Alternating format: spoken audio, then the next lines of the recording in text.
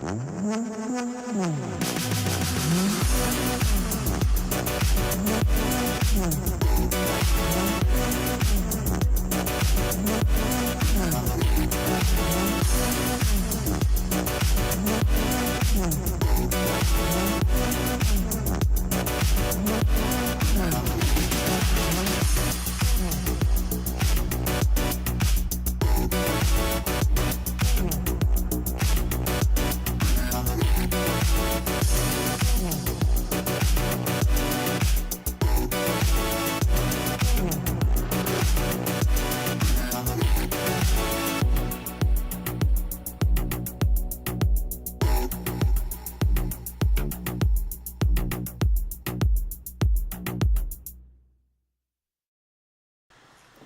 everybody, welcome into The Arena, a multi-platform gaming news podcast. This is episode 193.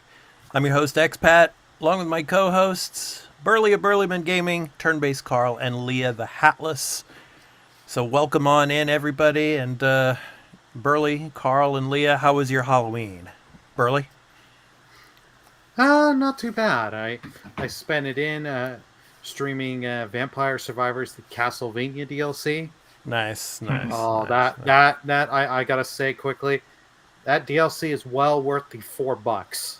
You get like, yeah. I spent over probably about 5 hours on it, and I maybe unlocked 12 out of the 20 characters. Nice. That map is huge. Oh. But it's so much as fun, and if you're a cat, they got like the Castlevania music and all that stuff. Like they put the effort in. Cool. So, Carl, how was Halloween for your daughter? Did your daughter dress up as anything this year? Yeah, she was Abby Cadabby from Abby Cadabby. Cool. Yeah. Nice.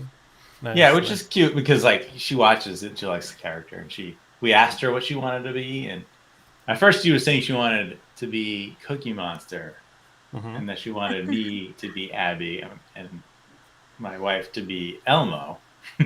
But then eventually that changed to lining up properly, where she got to be Abby, and we were nobody, so it's fine. Although it would have been fun to like all three of us be those characters, but we just I don't feel like spending money on a costume. I just don't care. But yeah, we went trick or treating around the street here. Nice. There's a lot of great houses, like right the next street over. There was a lot of people. Got tons of candy. She had a great time. Nice. Oh, we carved pumpkins, and my pumpkin, I made the Xbox logo on it. Oh, cool. You gotta take a photo of that, or show it to us later. I do have a photo. I should put it up somewhere. Yeah, show it off to us later. Yeah. So Leah, in Madeira, Halloween. I know we talked about this before, but what about yesterday? I think it was the Day of the Dead, right? I think it is on the 1st, November 1st. Yeah. Yeah. So basically, just hanging out with family and having fun. Like, I did pick up some chestnuts in the forest, like nearby in the peak. Nice. So, nice.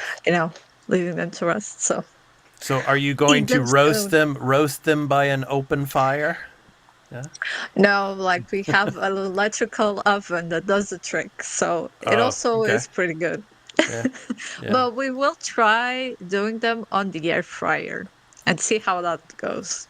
Nice. It'll be interesting. It's an experiment. I'll let you guys know if it's a good way to fry chestnuts or not. Nice.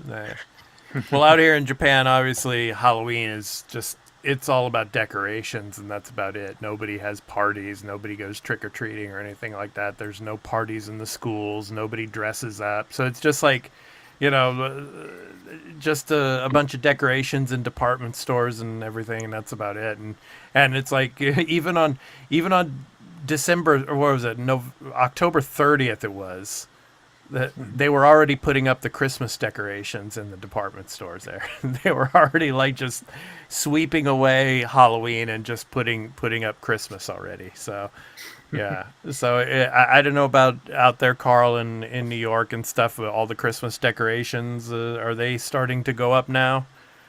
Oh yeah, that's how it is here now. Like there are people who are taking down their Halloween decorations like now and right away putting up Christmas. Yeah.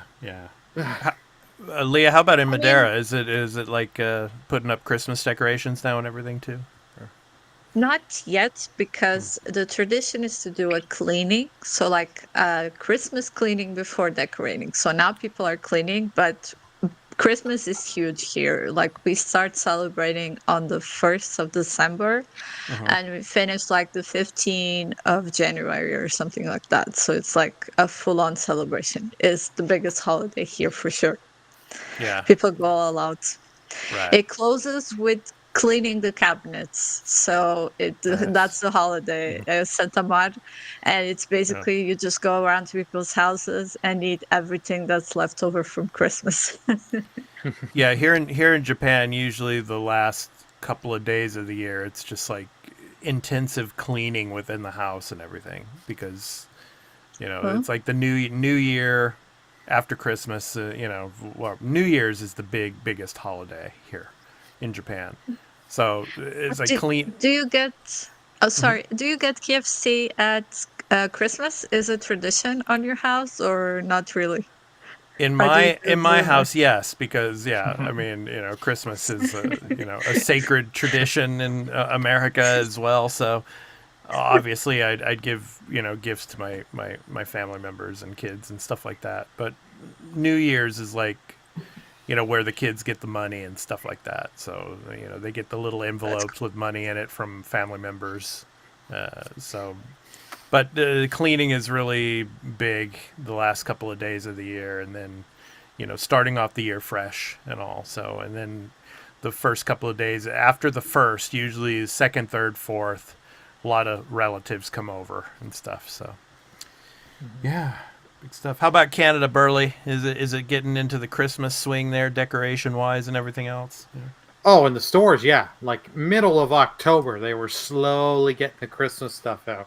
Because they know, but like people here, or at least in my part of Canada, they generally wait to put up their Christmas stuff after Veterans Day. Okay. You wait till then, and after that, the day after that, then it becomes there's candy canes out front and all the snowman, the snowman, and all the different lights. You do have people that go early, like my mom. She tore down on November 1st. She tore down all the Halloween stuff. She's like. She's now putting that away, but she's already planning, thinking like, do I want this there this year? Do I want that this year? This and that. She's already getting her planning done. Yeah, I just remember, where I grew up in San Francisco. It's like most people like around now would be starting to get up all their illumination and everything, for the outside in the front yard on the houses and everything like that. So. And then the day after Thanksgiving, usually we would have the tree put up and everything. So, yeah, it's getting towards that time of the year. Really excited for it. So we got a great show for you. We got a lot to talk about. We're going to be talking about Dragon Age, the Veilguard. So the reviews are in. So we're talking about that a little bit. We're going to be talking about Yakuza Kiwami selling strong on the Switch. So that was an interesting story. Sony shutting down Neon Koi and Firewalk Studios. We'll be talking about that. So no more Concord for all of you that were thinking about actually playing it. Xenoblade, Xenoblade Chronicles X Definitive Edition coming to Switch. We'll talk about that. Indiana Jones and the Great Circle.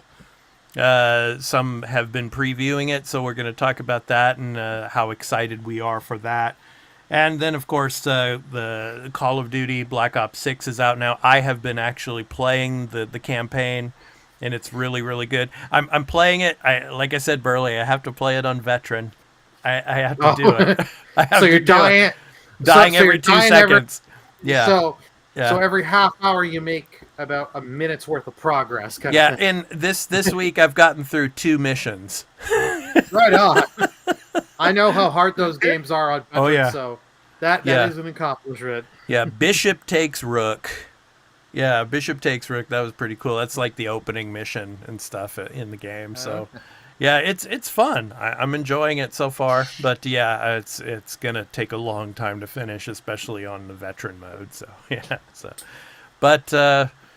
So we got a great show for you. So Carl. Metaphor ReFANTAZIO. So the games that we've been playing. So Take it away, man. So we got some gameplay footage. This is from Burley, actually, though, from his from one of the combat sequences. But yeah, let us know how is the game running for you, and how are you enjoying it? My update.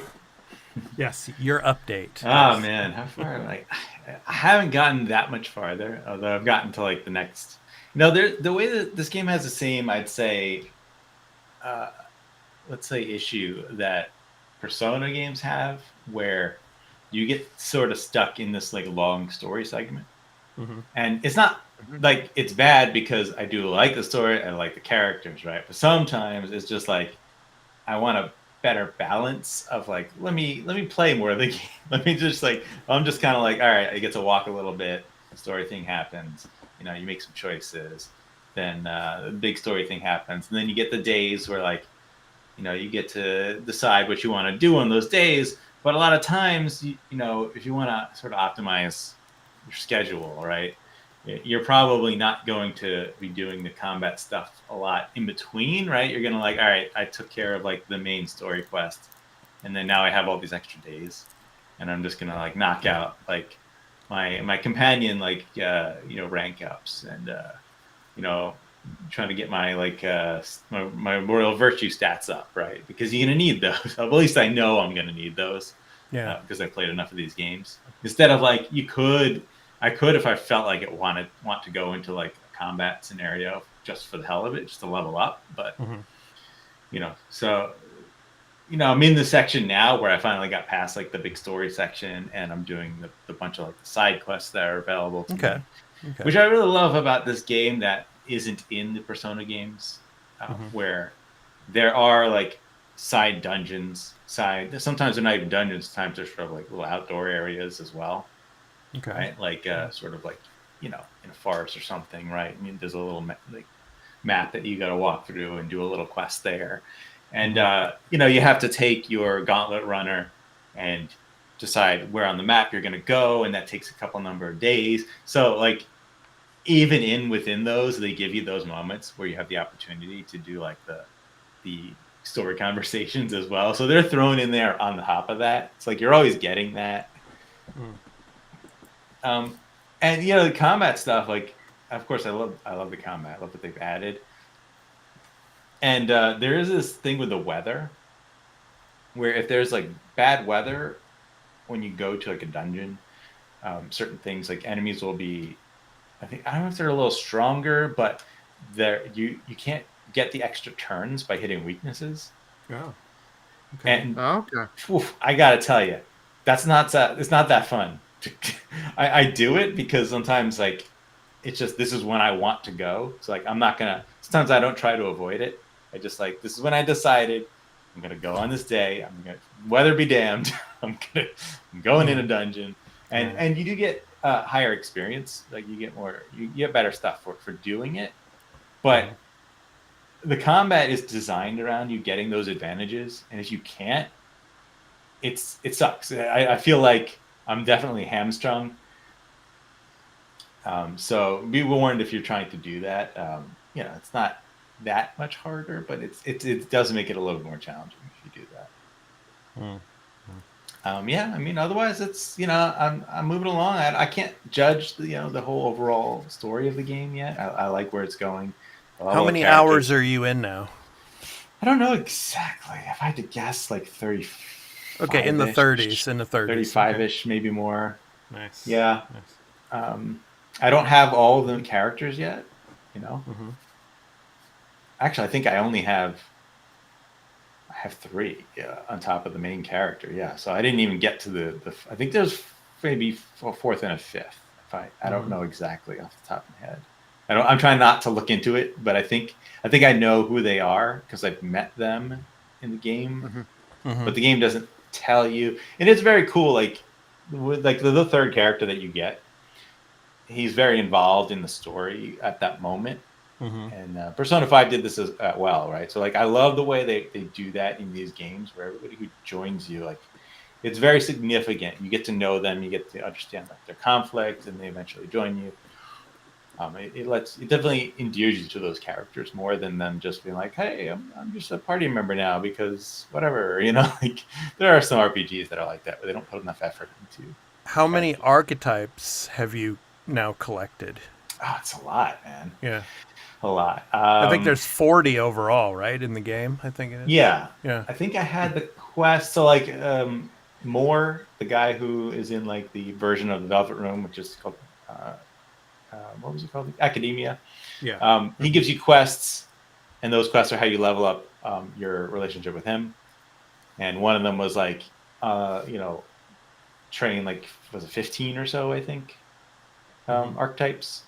It's like, I think it was 15. So I got past that already. So I think I probably have like maybe 18 or so by now. And there's a few that I have available maybe that I didn't, or at least that I could unlock. Like some of them are unlocked by like leveling up multiple archetypes, right? Because they're sort of like a combination of two archetypes, right? So like there's the knight, and then there's the wizard, and then there's like I forgot what it's called, like the mage knight or something, right? Where you're like, you're a magic wielding like fighter, and you have to get level like 10 in one and level 10 in another or something.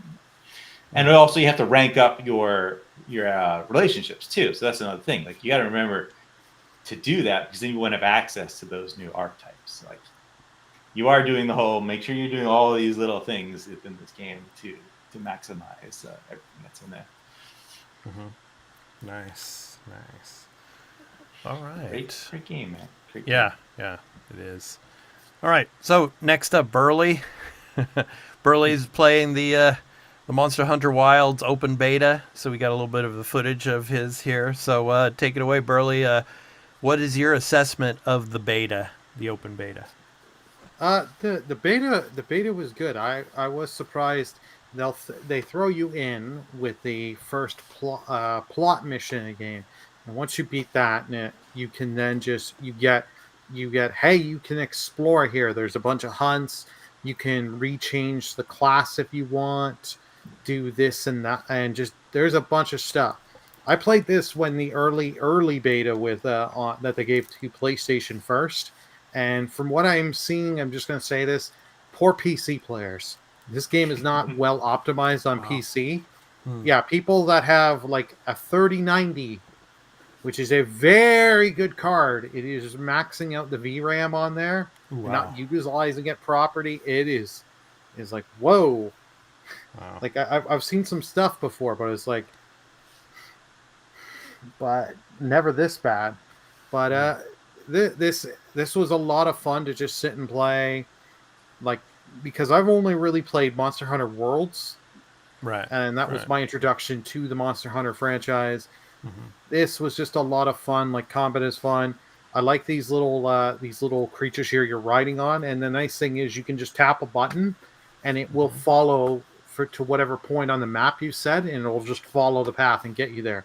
So if you want to do that and you've got a while away to go, you can just sit there, hold that press that button, and be like, I can have sip my drink, eat something quick.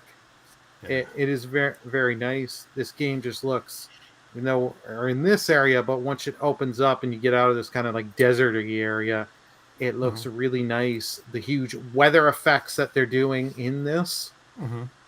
I don't know if they've done that in the other ones, but like you'll have stuff where like the monsters react to the rain, and then like when it was really the rain coming down and lightning was coming down, they go away and they're going into an area where like a cave where they have shelter so they can't get hit by the lightning.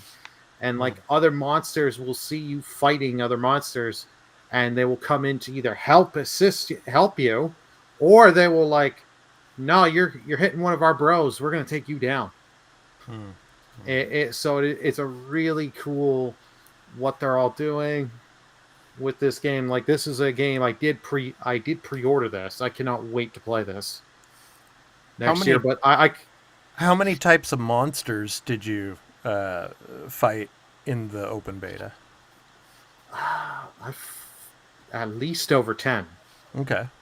Yeah. Okay. In the footage, you only see the one because I got locked into this quest to fight this thing, a bigger version of this, and this thing, I'll say it owned me because like I when I was recording the footage, it'd been like a day or two after playing the beta, so I was like getting used to the controls again because there's plagues of other games.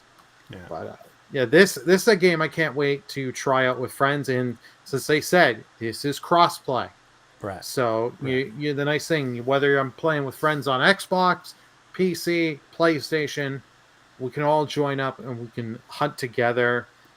Yeah, it looks like you're getting owned there, Burley. It looks like you're getting owned Oh, there, I'm man. getting owned. Yeah, no. And I read onwards, like people were saying, yeah, no, don't accept this quest.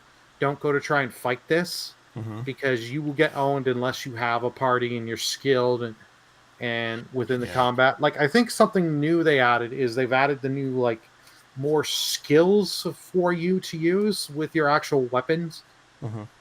So that way, like, you've got special attack skills that you're going to use. Like, in one of the, because I use the two-hand greatsword, you can do this like flip slash thing, and it's nice. It's really good and does quite a bit of damage. Nice. But yeah, it looks. I think the beta ends this weekend, so if you do want to try it, the open beta is now out till it's either end of Sunday or early Monday. Yeah. Do you think this? Do you think this? Yeah. Do you think this would be able to run on the Switch, or do you think they're just holding off to release this on the Switch 2 when it when it comes out? Switch 2, because to run this on the Switch, you like if you look at the PC, like where people are like, I have this 30 series card, the monster, how bad the render looks like something off early PS2, early Xbox era. Wow. Yeah. If you were to render it on the Switch, it would be pixelated. So yeah, no, like I could see it coming to the Switch too, whenever that gets revealed and comes out, because that is going to be beefier than their regular Switch. How much so, we don't know. We're in the speculation phase.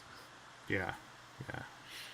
Do they have stats? I mean, like, obviously not official, but statistics for like the specs of the Switch 2. Like, what's the RAM that's supposedly out there? The rumor is 12 gigs. 12. Okay. But that who knows? That's the thing, because the original Switch is 4 gigs. Yeah, because that's a big deal as to why a lot of these games can't run on the Switch. I mean, because even like Metaphor, it can't run on the Switch. Persona 3 Reload can't run on the Switch, right? Yeah. Well, remember Final Fantasy 15? They wanted to have it on the Switch. They had to port a mobile thing, a mobile version of the game where it's like chibi-fied graphics, so that way the Switch could run it. Yeah. I mean, go look at the Switch version of Hogwarts Legacy and watch a comparison. There's like an good video out there. Was it Digital Foundry? Maybe somebody put out the really good video like explaining differences and showing you what they had to do to make that work. And it's a massive amount of work they did to pull that off. But of course, again, that's a game where it's worth it. They knew they would make the sales on it. All these other games, you can't spend that much money. And the thing is, it's not that bad of a port. It works really well. It has like big loading times, so that's something you got to keep in mind. But once it loads, it works perfectly fine. Like my sister has it; she plays on the Switch, and it works just fine. That's another problem with the Switch as well. At this point, loading times are awful. Any game that has, you're gonna put like even Metaphor. Like Metaphor has load screens a lot, right? But is lightning quick on the Xbox Series X, where it doesn't even matter to me. Like I don't care that I'm running into them. But if I was playing on the Switch, oh my god, like I would be so irritated the amount of times I'd have to wait. Yeah. The Switch is health friendly, so when you get a loading screen, you stretch, you walk around with it, you dance, and then you go back to sleep. Hey, remember Nintendo was the one that made an action health RPG with Ring Fit. Yeah. That game is fun. It is fun. I love it. I have it. So, Leah, before we move on, you were playing Silent Hill 2 Remake. So, you have some things you want to say about that? Yeah. Yes, I am loving it. 10 out of 10. Amazing. It is a classic horror psychological thriller that I've been waiting for. It's just I know Burley did the review and it was pretty great. One thing he Yeah. didn't mention is the environmental storytelling is so crucial to the game. Because the game, you have to really explore and look at things and piece things together. And I like that in psychological horror games. And it's really fun. I'm not sure, like I don't remember the story really well, but um like there's this picture that I'm not gonna like spoil for anyone, but you can really see the way they put the lights and the thing. Like, okay, something happened here that influenced like the psychological aspect of the main character. Maybe what happened to his wife, and if you pay attention to the things that the game puts out to you, you kind of can put the story together, and like that's how I like my psychological horror games. And I will say I had no issues with getting lost or like puzzles. Like I'm playing the standard for the puzzles. The combat is light because I'm terrible at it. I just burned them. Yeah. But I never felt stuck because I got this. I'm like, okay, so like this was here, so I have to go back here to do this, and then there's this. So I think Bluebird did a really good job with the puzzles and like giving you directions on how they put the how do you explore the map. They give you a hint where you should go next. So it is Nice. like a really good remake, and I feel like it's a it's a must play for the horror genre. So if you Nice. haven't played, I think you really should play. Nice. Cool. Alrighty.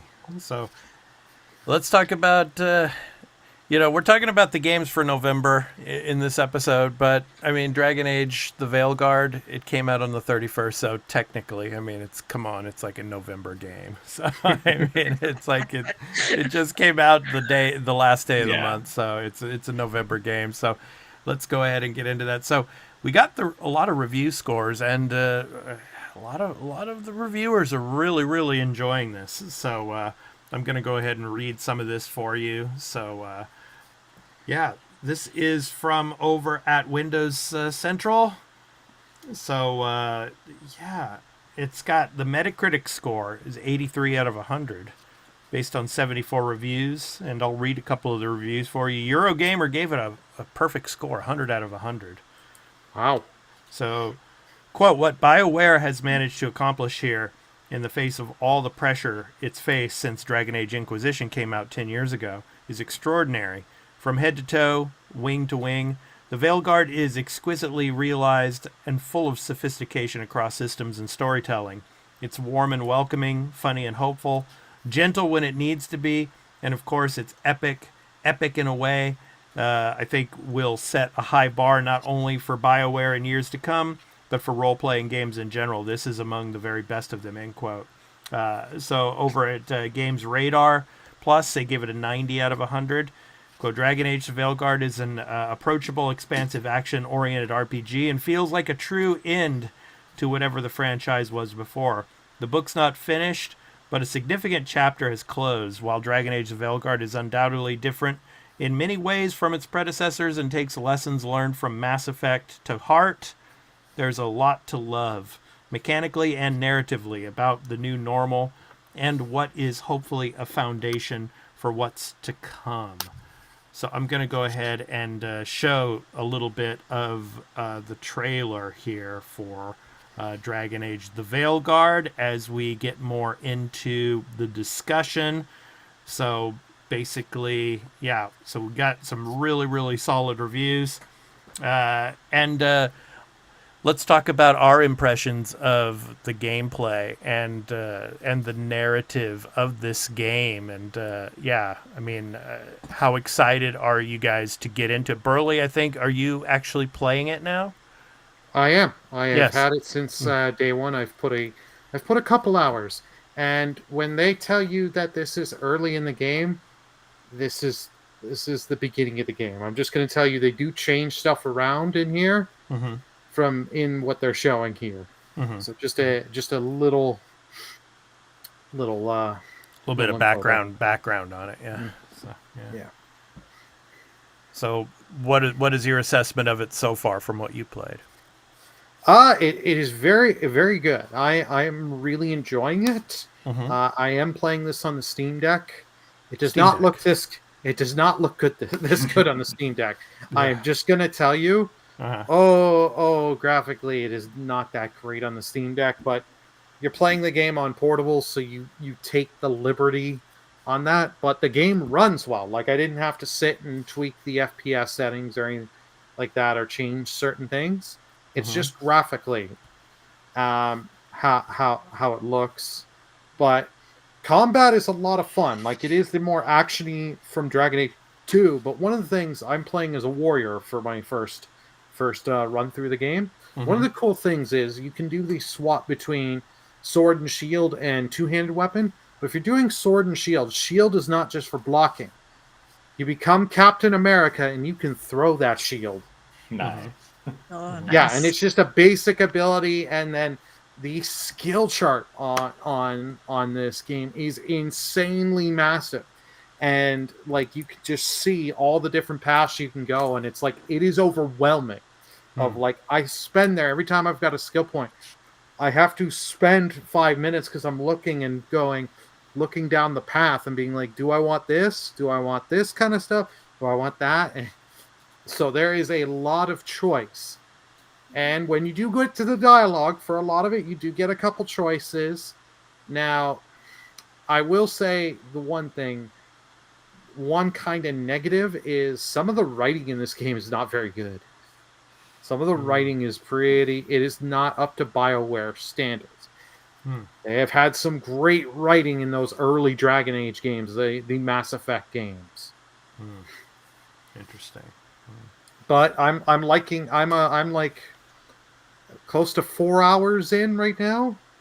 I'm liking the characters that you do get, the new ones, and you do get Varric at the beginning. So if you remember him from Dragon Age 2 in Inquisition, you get him. So you get his commentary and him speaking. So it is nice to have a familiar character. And I have seen a character from Dragon Age 1, one of my favorites. So it's a nice thing of blending the old with the new. Leah, your thoughts on this, and are you considering playing it? I don't know. Is this like, if I never played any of the other games, can I start with this one?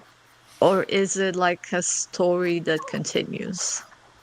No, you can play this Dragon Age game without knowing the others. They do have little stuff to help you, but like they'll make mention of events in other games. Like, they make mention to stuff in Inquisition and in Dragon Age 1 so far.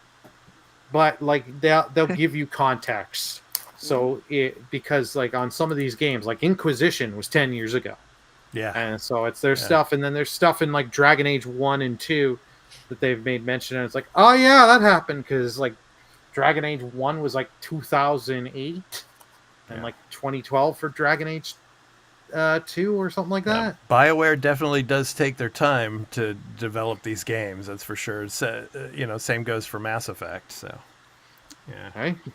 They come out well usually, so Yeah. it shows you. Yeah. Yeah, it does look interesting.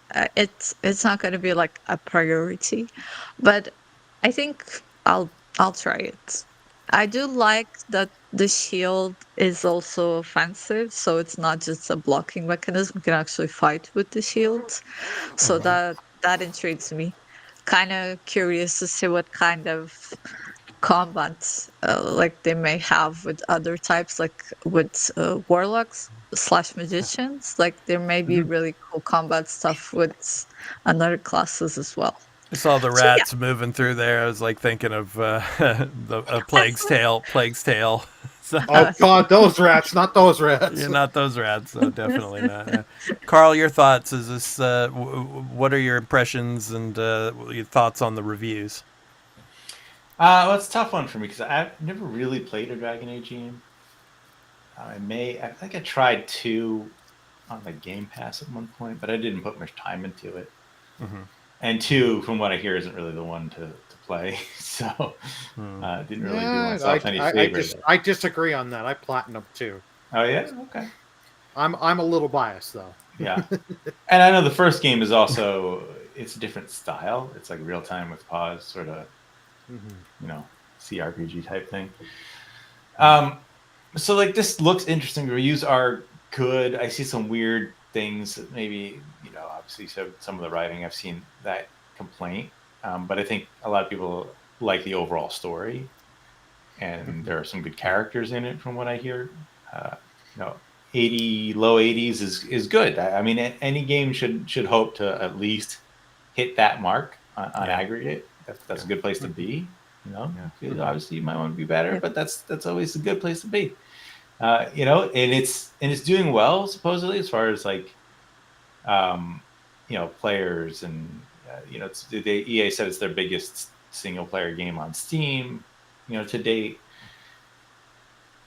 So I'm happy for this game. I'm happy it's at least a good quality game. People seem to like it. It seems to be selling well enough. I don't know if sales are going to be like, you know, amazing, but I think they'll be good. They'll be good. It's a good sign for where EA is going and with BioWare is going. Yeah. I hope that it's doing well enough and that they can take the right message and say that, like, even if maybe they want the sales to be higher, which you probably might want on a AAA game that took as long as this did, you got to look at it as like you're sort of starting over. You got to really rebuild your trust with the gamers because BioWare has, you know, not been in a good light for a very long time now. So it's a good you know, coming back to the fans and or just gamers in general of a modern day. This type of game is different from what the franchise has been before. Yeah. But I think it's appealing to a lot of people, so it's good. And hopefully Mass Effect will then also be a good game as well. We can only, you know, pray for that one. Yeah, I mean, next year there's probably going to be a lot of talk about that, so we'll see where that's going to go. But I'm just all hands on deck, right, for Mass Effect. Exactly. Yeah. Oh. But yeah, I'm just wondering how long this game will, you know, hold on to its popularity. I mean, because with all the, you know, you got Indy Jones, we're going to be talking about that later on in the show, and all the other games that are going to be coming out soon. Will this game be forgotten in the next 6 months or so?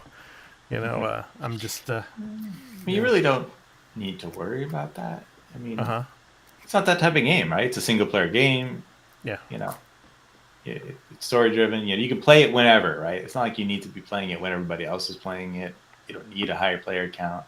Yeah. Obviously, you'd like it to remain in the zeitgeist, but a lot of these games really don't. It's difficult. Yeah, especially with the backlogs that gamers have and all too. So yeah, you want there to be like October was. Yeah, you want there to be like steady, you know, sales, right?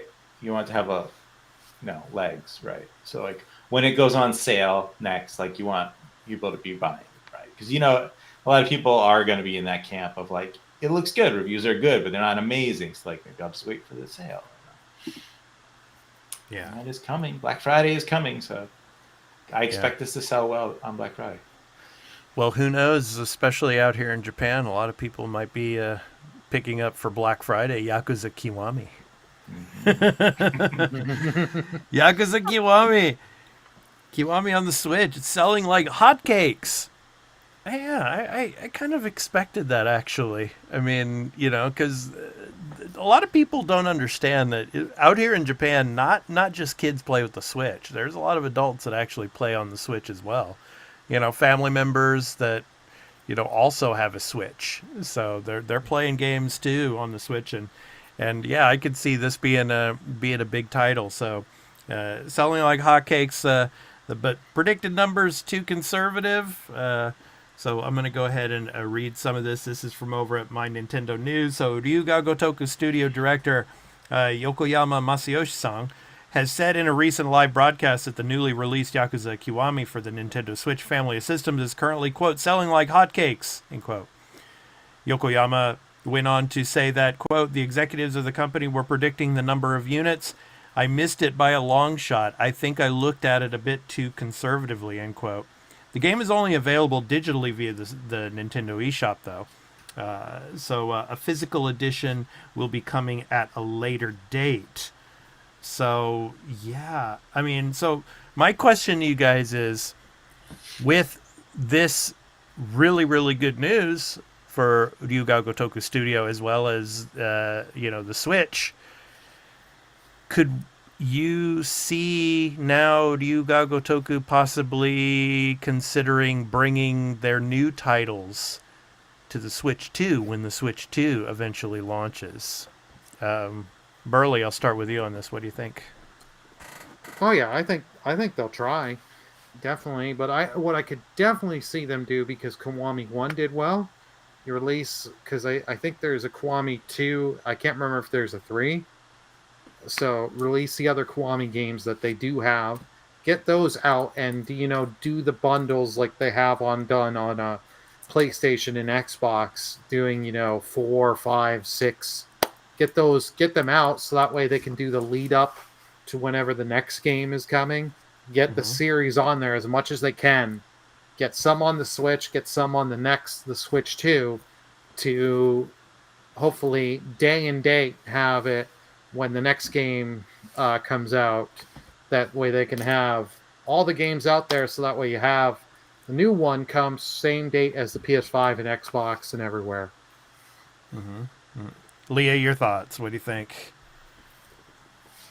I'm surprised as well, but the fact that there is only a digital version kind of says that they were really being conservative. They were like, okay, let's see if it holds up or not. But it's kind of good that the Switch is kind of building like a more mature catalog. Like we had Ambio releasing this year, now we have Yakuza. So I think more games are coming for sure. If it was a massive success, it only makes sense to release more games. Not the new ones. I think, like Burley said, like they're gonna go through the back catalog, and maybe on the Switch too, if there's that hardware capability, then they'll bring the newer ones. Although the Pirate one might come, like the newest, because that seems very Yeah. Switch-like. It's like there's a lot of humor element to it, so it would fit the team, the platform, I guess. Carl, your thoughts. What do you think Yeah. of this success? Yeah. Wouldn't you know it, putting a game on more platforms is good. Wow. Exactly. Yeah. What a shocker there, huh? Especially the Switch, especially a very Japanese game in the Japanese market, right? The Switch has a massively bigger install base in Japan versus like PlayStation, right? Yes. It's not that close. Yeah. I don't think it's not like the rest of the world, right? Where, I mean, obviously Switch is massive, like it's like twice, I guess, the PS5, but like not when you combine PS5, PS4 audience, right? Which is kind of the current state of gaming. You kind of can't really get rid of last gen anymore because they're still putting games out on. This is awesome, right? This is getting this franchise on the Switch is a big boon for that library, and it's only going to get better with the Switch 2. Like, I have a real feeling that Switch 2's launch lineup is going to be this like massively awesome like third party push of games that just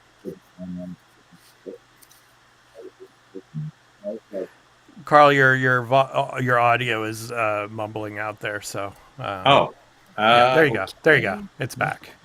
Yeah. So like I'm gonna say like Kiwami 2 probably seems like a lock that they're gonna do, because I think that's probably fairly easy. But then I think from there you should probably jump to like a Dragon, because the turn-based sort of RPG like that is popular in Japan. Plus it's the newer character, a newer place to sort of start off. I know it's a lot of work. It's probably a lot more work to like, all right, do I want to get my players to play 3, 4, 5, 6, and 0, or should I maybe try to start to go to 7 and then 8, which just came out this year, right? And then later we can go back and like get those out. and get the Judgment games on there too. So for sure. Those are the two most important games. Exactly. Yeah. For Yeah. expat, yes. Because, Definitely. they're gonna. Hey, those are the only Yakuza games I've actually put anytime I've beaten both Judgment. Yeah. Yeah, they're really good. I mean, I like all of the Yakuza games, obviously, but yeah, the Judgment games are, to me, my favorites. So Yeah, it's great for Sega. Like they're gonna Yes. they make a lot. They're gonna. I guarantee you, Yes. you're gonna see probably Persona 3 Reloads like launching on Switch 2 also. yeah. Oh yeah. Yeah, I think most everything is going to come to the Switch too, and we're going to talk about another game that's coming to the Switch. We're going to talk about that in a little bit, but let's go ahead and move on. Let's talk about Concord. So, This is Do we have to talk about that game? Neon Koi. No, we're not going to talk. We're just going to talk about the shutdowns. So, I mean, and the mobile division also. So Neon Koi, unfortunately, was shut down. So. This is from GameIndustry.biz. So, in an update to Sony employees, Herman Holst, CEO, Studio Business Group, Sony Interactive Entertainment, said that after, quote, evaluating our games portfolio and status of our projects to ensure we are meeting near and long-term business priorities, end quote, it was making the, quote, difficult decision, end quote, to close Neon Koi and FIREWALK Studios. In the former's case, Holst said that whilst quote, mobile remains a priority growth area for the studio business, end quote, the company needed to, quote, to concentrate on titles that are in line with PlayStation Studios' pedigree and have the potential to reach more players globally, end quote. Well, my question is, if you really want to prioritize mobile, why would you close Neon Koi, which is the mobile studio that could probably bring you a lot of money? So, for FIREWALK, Holst said that Sony had, quote, spent considerable time these past few months exploring all our options, end quote. It has, quote, determined the best path forward is to permanently sunset the game and close the studio, end quote. It's unclear how many people will be affected by the closures, but FIREWALK says it employs between 51 to 200 people and on LinkedIn, and Neon Koi between 11 and 50 people. So... I think this is just kind of a waste. I mean, like I said, when it comes to the mobile especially. But, yeah, I mean, a game that had been in development for about a decade and just the money that was spent, I mean, kind of a monumental waste in my opinion. Burley, your thoughts? Yeah. The Concord was of Jim Ryan's visions of the whole live service. We got to get in on this, and make all the money.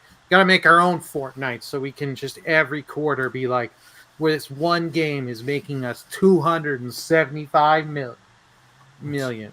This, like any other company, I would say if Microsoft had gotten a hold of Concord and saw that, like, I think I would like to give Phil credit. He'd be like, yeah, no, this don't add up. We're not, this is done, guys. You guys need to stop this. We need to kill this.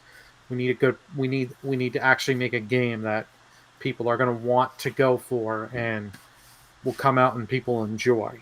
I think Xbox or any other company, Nintendo, you name it. I don't even think EA would have kept this. I think EA would have said, no, you can't get away with that. And EA has put out some questionable releases. Let's add that.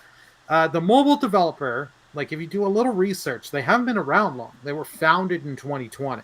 Yeah. So they were going for a live service AAA mobile. Mm-hmm. So I'm sure PlayStation looked, okay, Concord cost us way too much money. They're going that live service. It's mobile. It's a newer studio. Is it worth having this? And they're not that big of a studio, so it's like, do we kill it, take the loss now, or do we put this out and have another AAA have another live service game come out, and we're embarrassed when it comes out, and it's not like this mobile game is going to come out with a controller that people actually want, that some people want. There's going to be probably nothing no one really wants of, and it's just like, do we want do we want to take the big L and look bad again with this, or do we just want to cut the head off now, stop the bleeding now? Yeah. I think that's what's happening, and then just double down on their AAA exclusives that they want to come out with. Yeah, Carl, your thoughts, and Leah as well. So Carl, I'll let you start. Yeah, this is pretty awful, I gotta say. To shut down 2 studios that Simultaneously, one of which never released a game. Yeah. That you acquired, and you changed their name. They were Savage Game Studios, right? And then you changed the name to Neon Koi. I don't know how that went down, but like you made a name change, and then you never let them release a game. Right, they didn't have a chance to. Yeah. Shut them down. And FIREWALK also, it's a studio you bought who had never released a game. And then you decided to, supposedly the story is that they pumped like $200 million into this game. Yeah. And they're, it's the Jim Ryan era, I have to say, was really, really bad for PlayStation. And they, fortunately, Sony and PlayStation 4 had put them in such a great position that they're able to weather the storm and it not seem all that bad. But it's hard to say. Not here in Japan, though. Yeah, it was kind of dark days in Japan during the Jim Ryan era because he focused only on the West. It's true, yeah. It's hard to say what the impact will be on PlayStation going forward, because it does seem like they don't have a lot of the typical PlayStation game like ready to go anytime. They got like 1 or 2, right? But like, Wolverine is gonna. I don't know. Do we have that story in here about Wolverine? Not today, but yeah. So so when it comes to the Wolverine, they're getting the Insomniac, I think, I think it's the Ratchet and Clank. Right? Yeah, Ratchet and Clank directors are moving over there because the director left and he went to Initiative to work on Perfect Dark. Right. Which is Perfect wild. Dark. Yeah. But I mean, this is Sony trying to say, oh, we think that we can do what we did with these other huge $200 million, Sony third, games like their God of Wars and their Spider-Mans and we can do that with this service game, right? And we can make it a big success. And they just didn't pay attention to any of the signs out there that this was not going to be a hit. It just was plainly obvious to every one of us as gamers, and the communities are everywhere, that this wasn't going to be a hit. And like I said before, it was never going to come back out, and it's going to be a tax write-off, right? And that's got to be what they're going to do with this. Yeah. All right. Well, Leah? Khalil, like you put it in chat, said Go maybe ahead. the live service game from Neon Koi had ties to Concord. Yeah. So, Yep. if That so, would it be- makes sense. That's why you would shut it down. Like, I don't like people losing their job. Right. Yeah, they've had some. I would say like their acquisitions lately have been pretty poor. These were not a good idea. Whether or not Concord was a good game or not, it's a bad idea to buy the studio that's never put out a game, right? You did that twice here, and then you also bought Bungie, which again I don't think is working out too well for them. You bought a studio that has one IP, that was not at its height anymore, right? And I imagine that one IP is going to be the only IP, because I mean, Marathon is Destiny 3 is going to be coming at some point. They're not even working on that, right? As far as I think they could be. We don't know. I think they're all They in could on be. Marathon right now, which is again like there's that. They that might game have seems some iffy, people too. working on it, but I don't know. Yeah. I'm so sure that- they're working on Destiny 3 because Destiny 2, where they are with Destiny 2, they need to, instead of making another expansion, you got to scramble, go Destiny 3. They've had so many expansions already. It's time, I think, to. It's kind of like over at Ubisoft with The Division. I mean, it's about time for them to announce the next one, because I know The Division 3 is going to be coming at some point too. So you figure Destiny 3 is probably on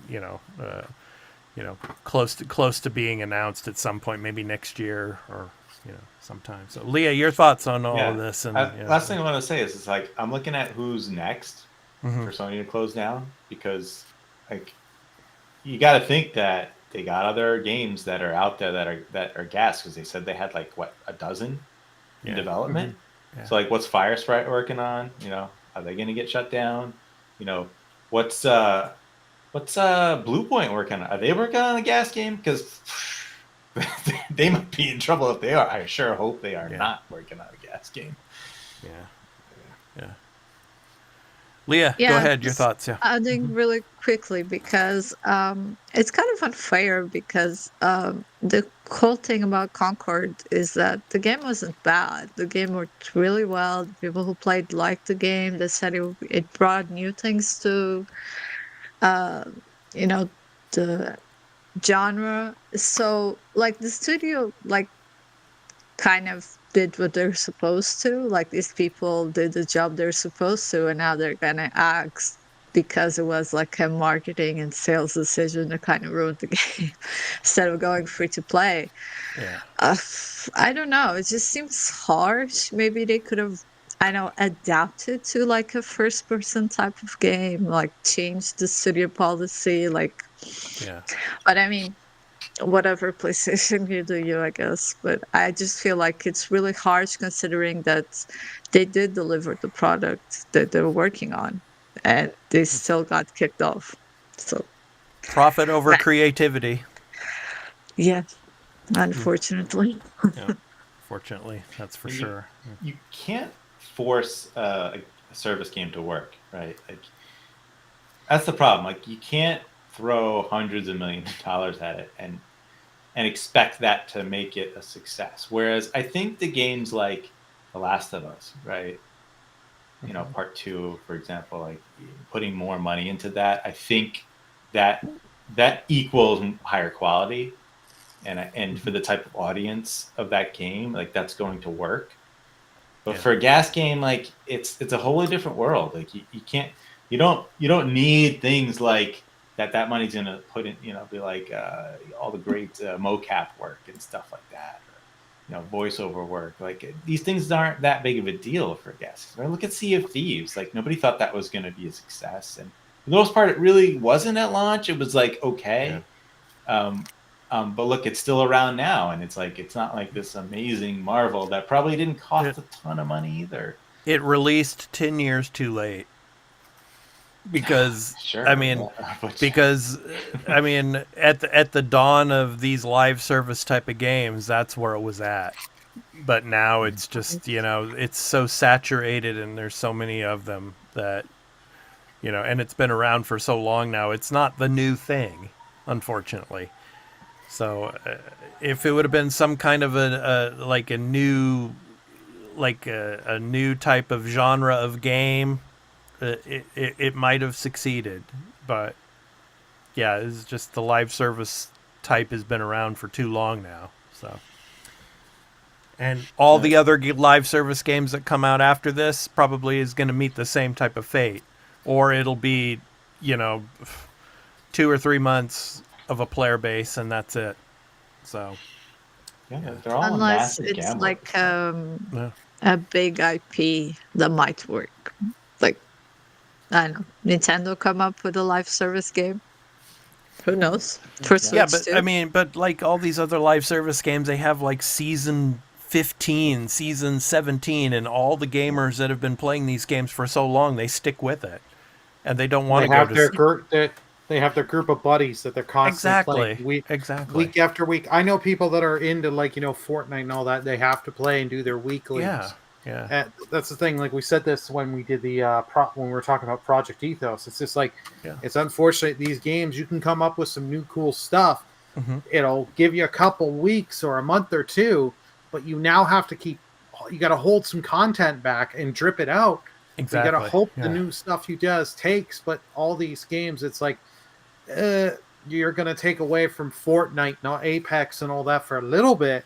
Yeah, but Valorant, you're not going to be because Fortnite can just buy its way to whatever it needs, because it does the partnerships with everything and pays for it, and then they'll get the people, because like Fortnite could come come tomorrow and say, hey, we're bringing back all this stuff from all these previous seasons. Yep. And whatever these other games that were just starting to get some traction, they're just going to lose 75% of their player base. And when you lose so many, it's just done. Yeah.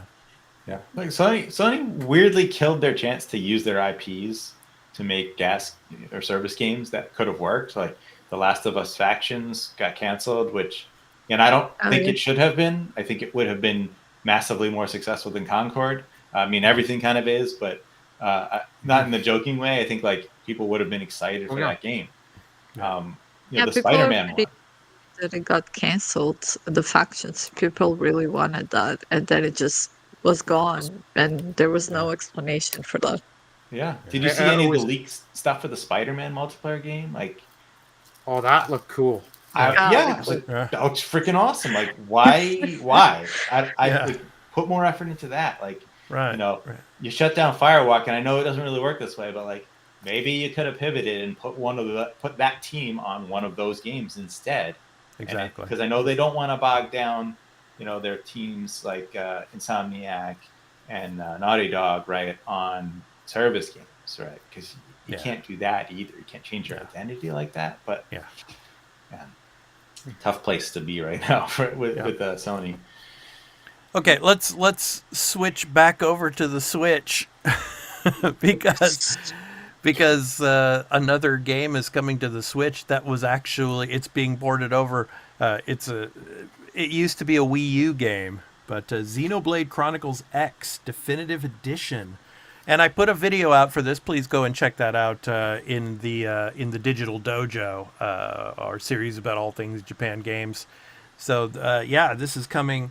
It was announced for the Switch. I'll go ahead and read a little bit of this for you. This is from over at Gematsu. So publisher Nintendo and developer Monolith Soft have announced XENOBLADE Chronicles X Definitive Edition for Switch. It will launch on March 20th, 2025 worldwide for $60. $60. So one of my questions to you, and I'll raise this in a moment, will this be worth the $60 price tag? So it is a remastered version of the 2015 release Wii U game with enhanced visuals, additional story elements, and more. And I think this is really interesting because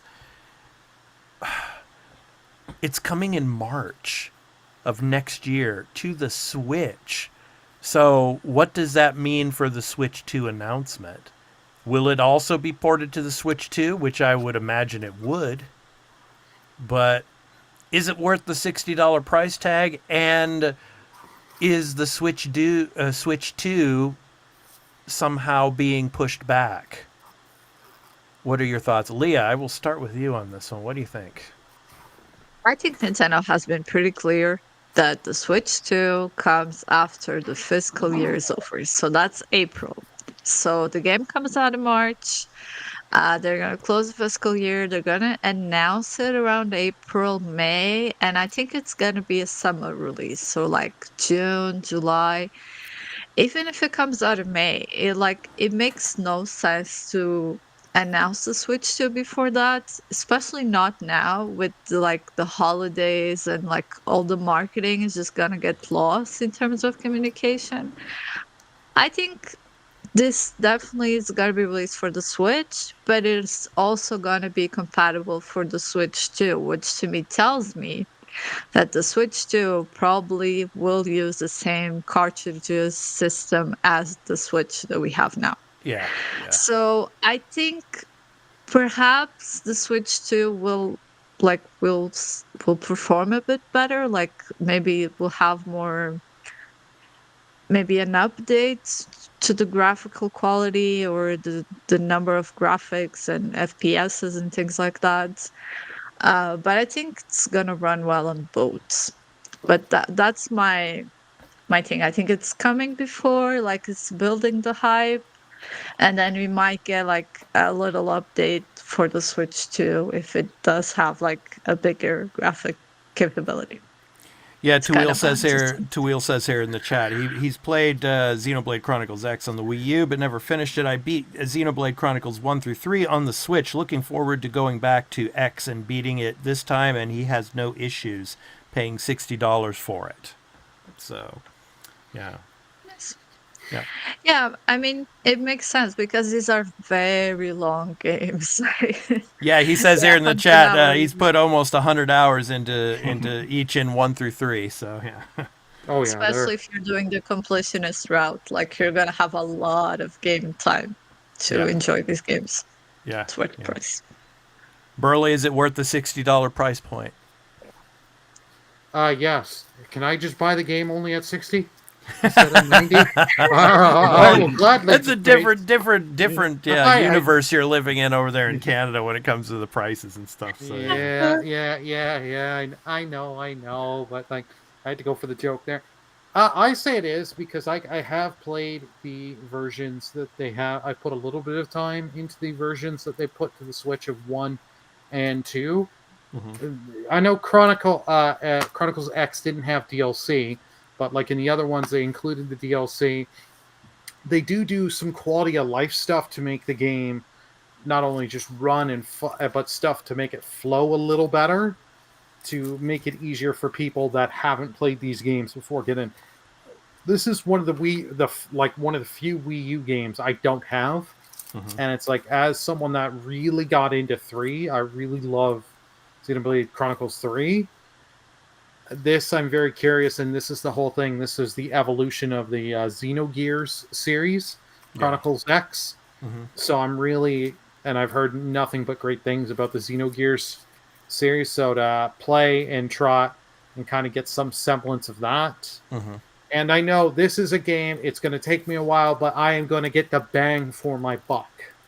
yeah. So Yeah, I mean, when like this game, like I said, and in the article here on Gematsu, it came out on the Wii U, so you figure the monthly subscription service that Nintendo has, they're just now starting to implement Nintendo 64 games on there, right? I think yeah, late last year. Around, I think November is when they put it, but you had to wait about 3 to 4 months after because N64 did not launch well on there. Yeah, so I'm wondering what their strategy will be moving forward with the Switch 2 with the subscription service. Will they start to implement GameCube and maybe even start to implement Wii U and Wii games onto that service? Oh no. I'm pessimistic, but yeah, I just had to throw that question out there. Yeah, the Wii U, no, but definitely the 3DS. I think they might have something to do. Like they're gonna either adapt or we're gonna get something really cool for those because the Switch does have a touch screen. Right. So but it doesn't have two screens. Yeah, but if you have the touch screen, but if you're playing docked and I'm a content creator and I'm streaming the game, I lose out. So it's a hard thing. I can't see them doing DS. Just not only that, but then you're throwing out DS and how slow Nintendo is at rolling out games on the service. Like for Super Nintendo, you went from I think it was 6 games. It took 4 months to get to 10. Yeah. Like it was such a slow, and Nintendo, at least Sony and Microsoft, every month are giving you new games. Nintendo isn't. You can go 4 or 5 months without getting shit. Yeah, but I'm wondering with the Switch 2 if they're going to change that strategy though. I mean, if they might, yeah, but I'm trying to think what realistically they will do. Yeah. I think they might do, because they've been doing more of this, is every so often on a weekend, you're getting a trials of these games. So you can play the game for a couple hours on the weekend and get you hooked and try and get you to buy some of these games.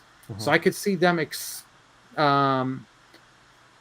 more doing in that, like Sony's been doing it with the 2-hour trials and stuff like that of games. To try and get you to buy these games, and it does work for people. Yeah. Okay, Carl, on to you.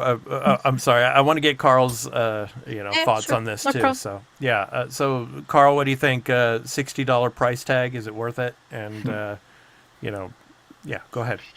I would say for the target audience, it is a shut up and take my money type of game, and and they probably would have paid, twice that. But is that the right price for this game? Like, for anywhere else, probably not. Like, I know Nintendo can do this stuff and they get away with it. The Wii U was like, epically bad, for them, and they've basically ported every exclusive game from the Wii U to the Switch. This is one of the few left over. I think there's maybe a couple out there, right? I would not be surprised if those end up coming as well at some point. This is what they've been doing, and I don't think it's a bad thing, because I think you should. This is preservation, right? This is letting people access these games, because very few people have a Wii U, so not a lot of people were able to play this game. Right. And this is good. Right? It's a good thing. Maybe wait. Maybe not pay full price if you're not like gung ho on this franchise for a game that's old. It's not, it's been out for a very long time. You just couldn't access it because Nintendo chose not to let almost 10 years now.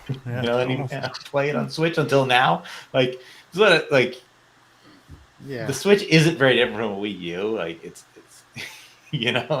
it's capable of running everything on there. It's like, you could have had every Wii U exclusive on the Switch long ago.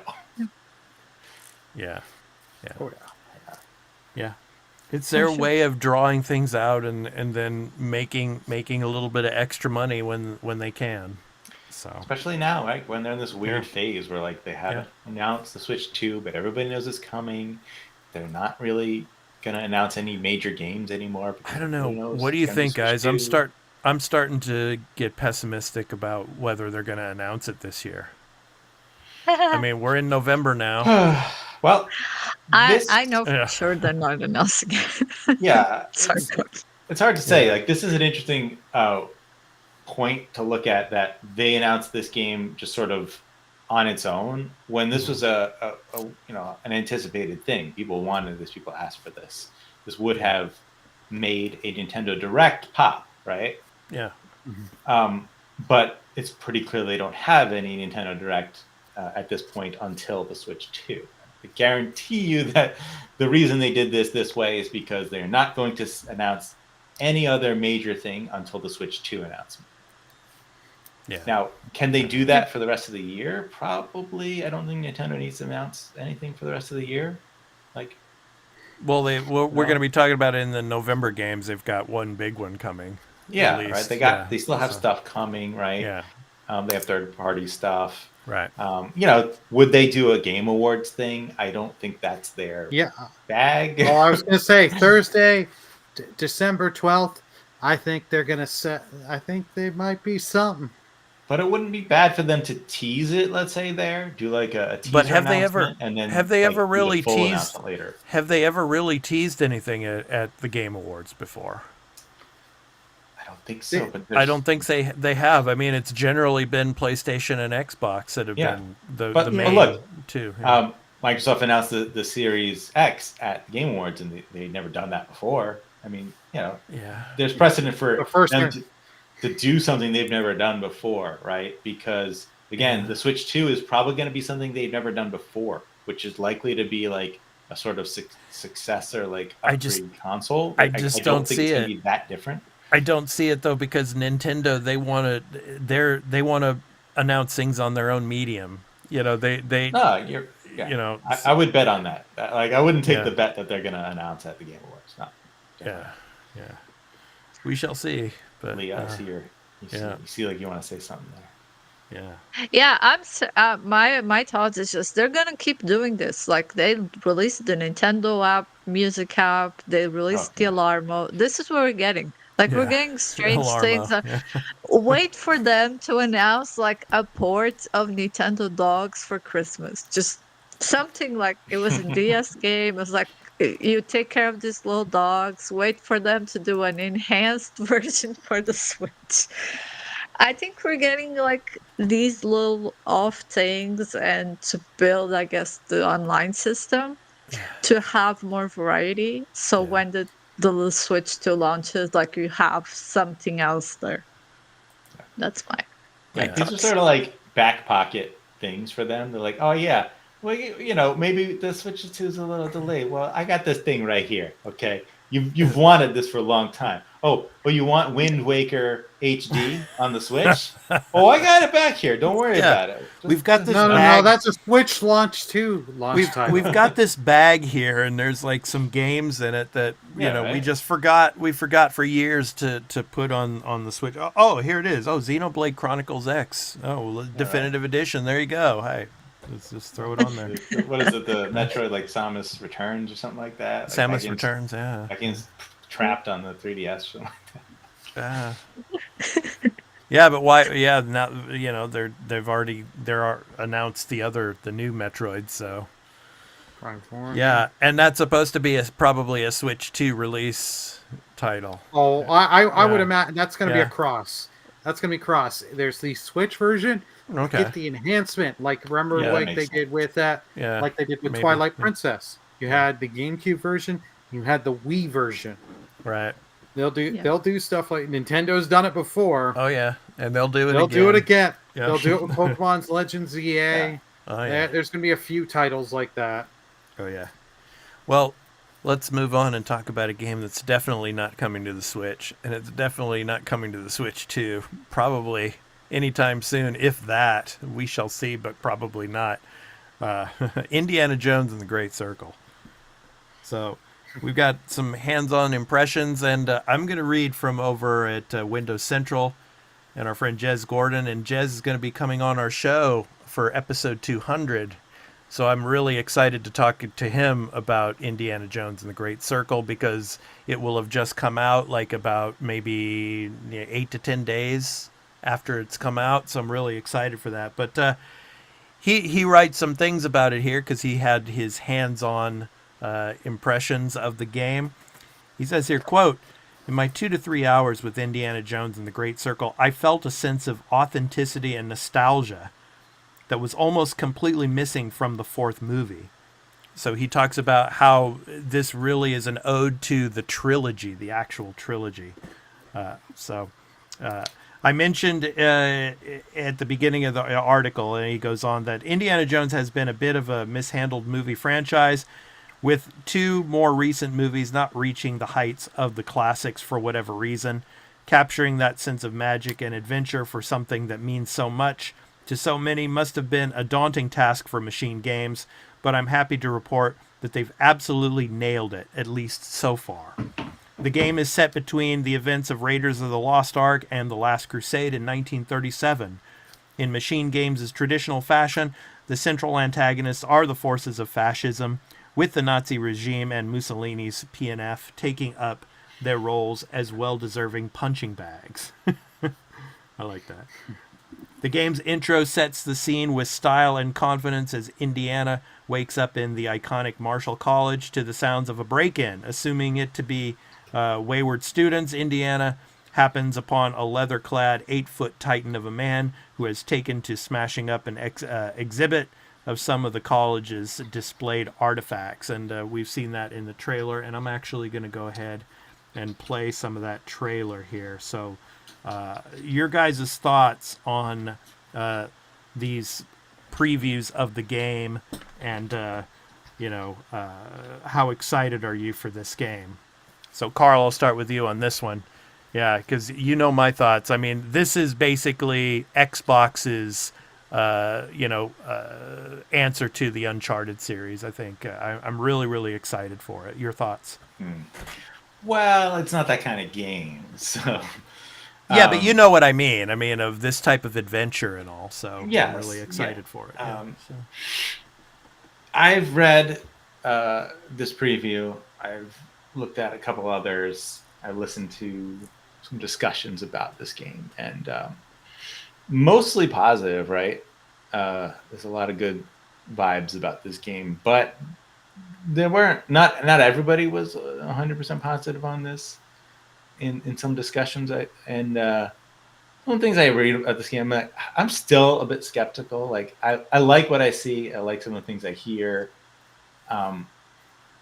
it's just like the idea of it being a first person game where shooting isn't a major thing makes me wonder, exactly how this is going to feel, right? It's kind of, from what the descriptions are, it's basically going to be a lot of stealth, a lot of improvisation. There's a lot of objects that are interactable that you can use to take out enemies or distract or sneak around. Your gun's a bit of a last resort, right? You got the whip, which seems interesting enough. Like, there's a lot of things you can do with it.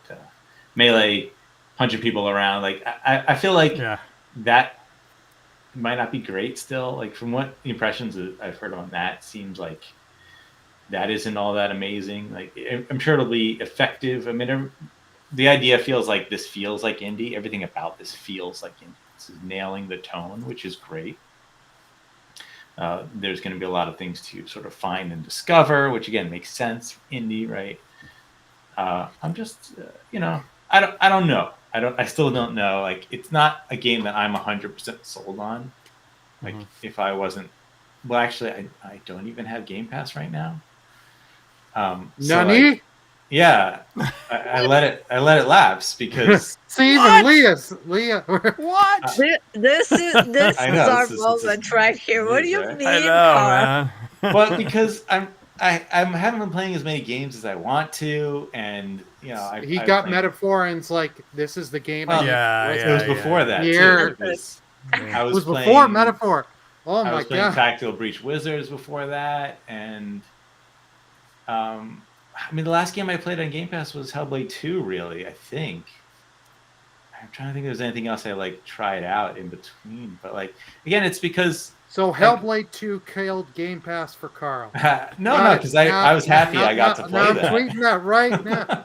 Yeah, I was happy I got to play it, but I know for obviously at this point with Metaphor, I'm gonna be playing it for a long time. I'm not gonna play anything else. So what's really the point for me?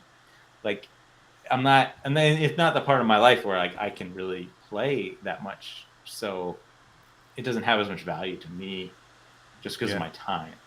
There's so many things on it that I want to play. Don't get me wrong, I would love to be able to play those games, right? I just don't have the time. Let me just before you go on, Carl, let me just say, Jez also says in the article here that completionists are looking at around 30 or more hours for a single playthrough.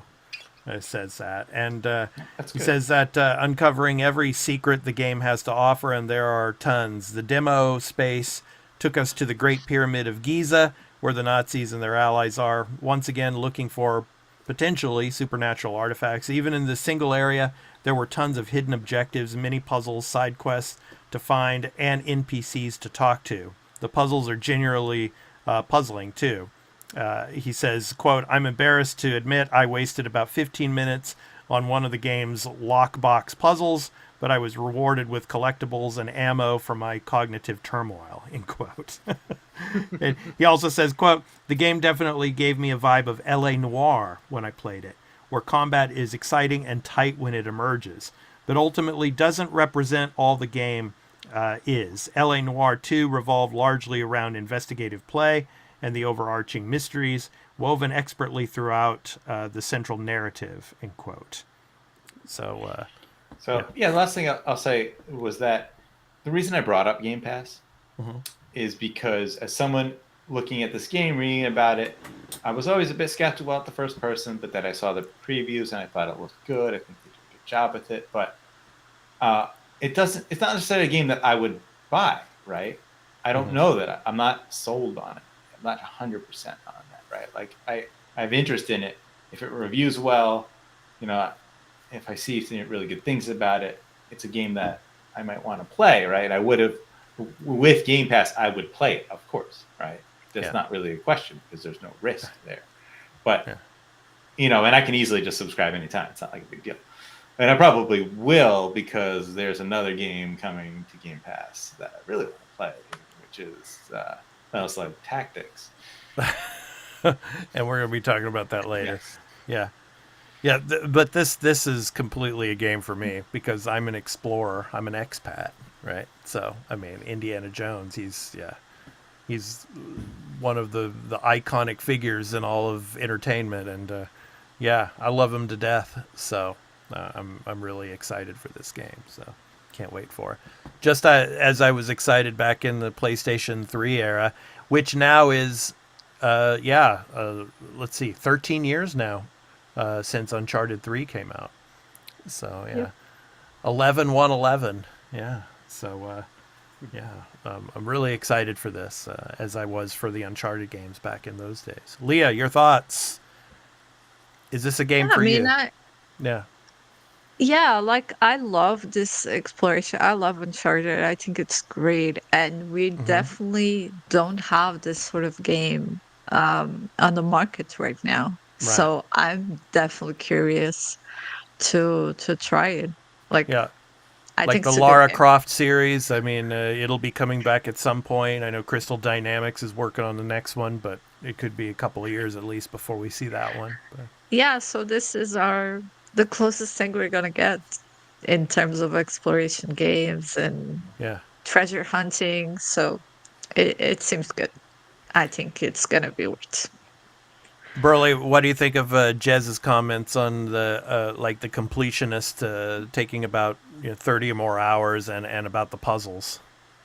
Well, that I'm not surprised. It's a good length where it's not too Yeah. long, but just not too short. So it's Right. probably like a 15-hour story, 15 to 20 hours somewhere in there, a lot longer, because it all depends how the puzzle thing. Yeah, we've all had that, and I had that in Silent Hill. There were some puzzles that do get tougher, Leah, that Right. will make you scratch your head a little. So fair warning. Yeah. But All right. Yes. uh, yeah, that but it's nice to hear that. Hey, I was rewarded with a collectible, but some more bullets. So you know what? It gives you that. Okay, it's worth going out of my way to do this stuff, which is great. Like I would love. That was something I did a lot in Uncharted. Was try and just find as much of the treasure in the area, Right. especially when you started looking and you would figure out where they put some of them and get ideas of where to go. So it was a nice thing to be like, now this is where this is. Okay, I'll go back and get it here. And now I have ideas. This is where they're going to hide this kind of stuff. And then in Uncharted 1, you got points for doing that. In the Uncharted games, you got the points. So you got unlockables for different things, for different costumes and whatnot. Yeah. Yeah, in that one trailer, they show a Zero fighter, like Japanese Zero fighter. So like he's jumping from one plane to the next and all. And so I'm wondering, if he's going to be in China in part of this game, because in 1937, the Japanese, had pretty much control of China at that point. So it'd be interesting to see. So yeah, I mean, he's going to be all over the place in this game. So I'm really excited for it. So.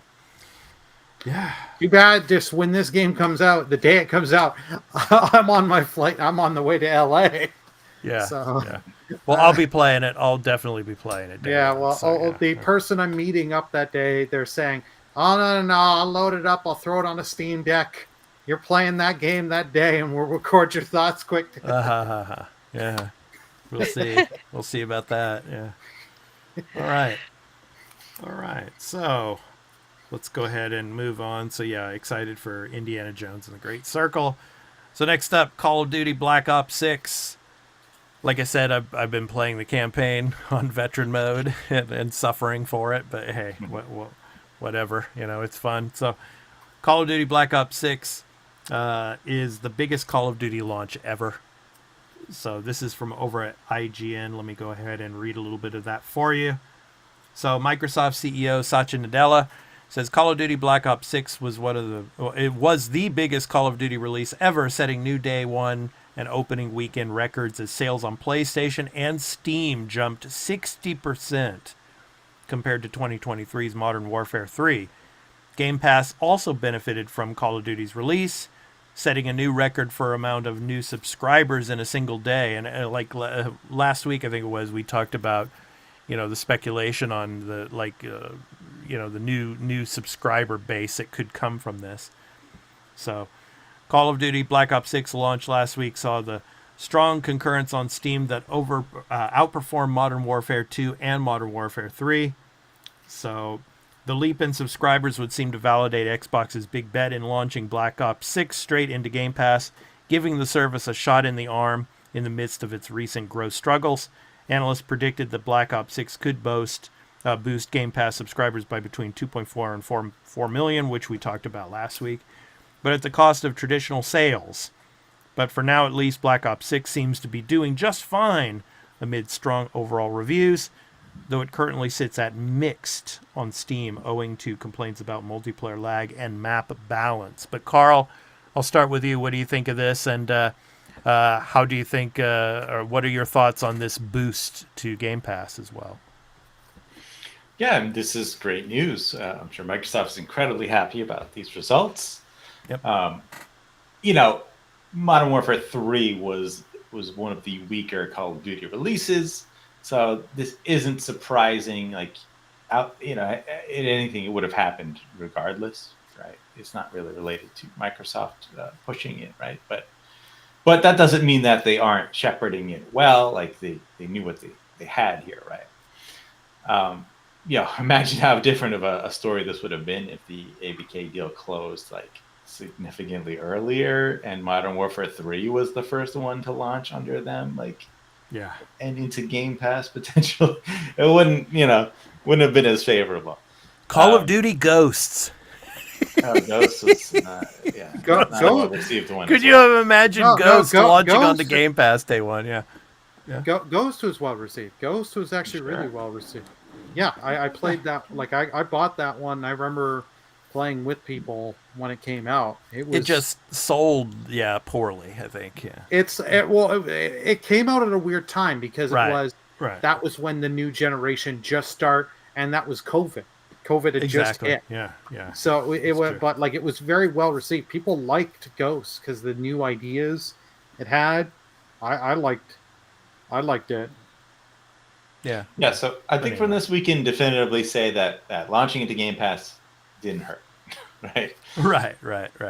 Which a lot of people, were speculating or thinking that could happen. The real question is going to be, what does that do for the player base going forward, right? How does that last? What does that do for Game Pass? Like, will the people subscribing for this game continue to subscribe? What else will they play? I'd like to see. I'm actually looking at Stalker 2 and maybe even Indie as well, as to see if there's a knock-on effect of people playing Call of Duty, right? And then saying, all right, I have this service. Mm-hmm. What else is there, right? Because we're looking at maybe almost a month later, Stalker 2 is going to come out. It's also a first-person shooter, but it's a very different type of game, right?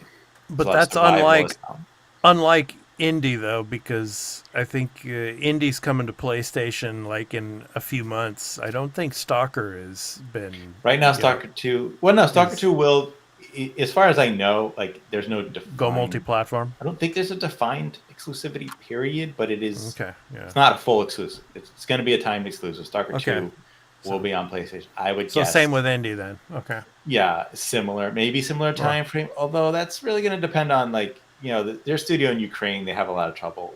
Exactly. Development. Yeah. I highly doubt that they've done any work on the PlayStation version, unless for some reason.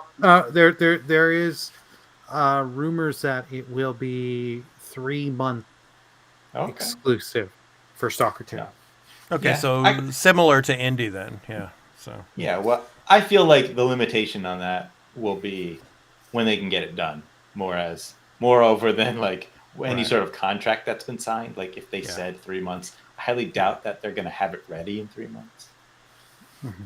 But my point really was that, like, are we going to see more people playing those games? Because the people who came into this are interested in what else can I play with the service I have. And Stalker 2 seems like a good choice. And even Indie seems like a good choice because it is more general audience.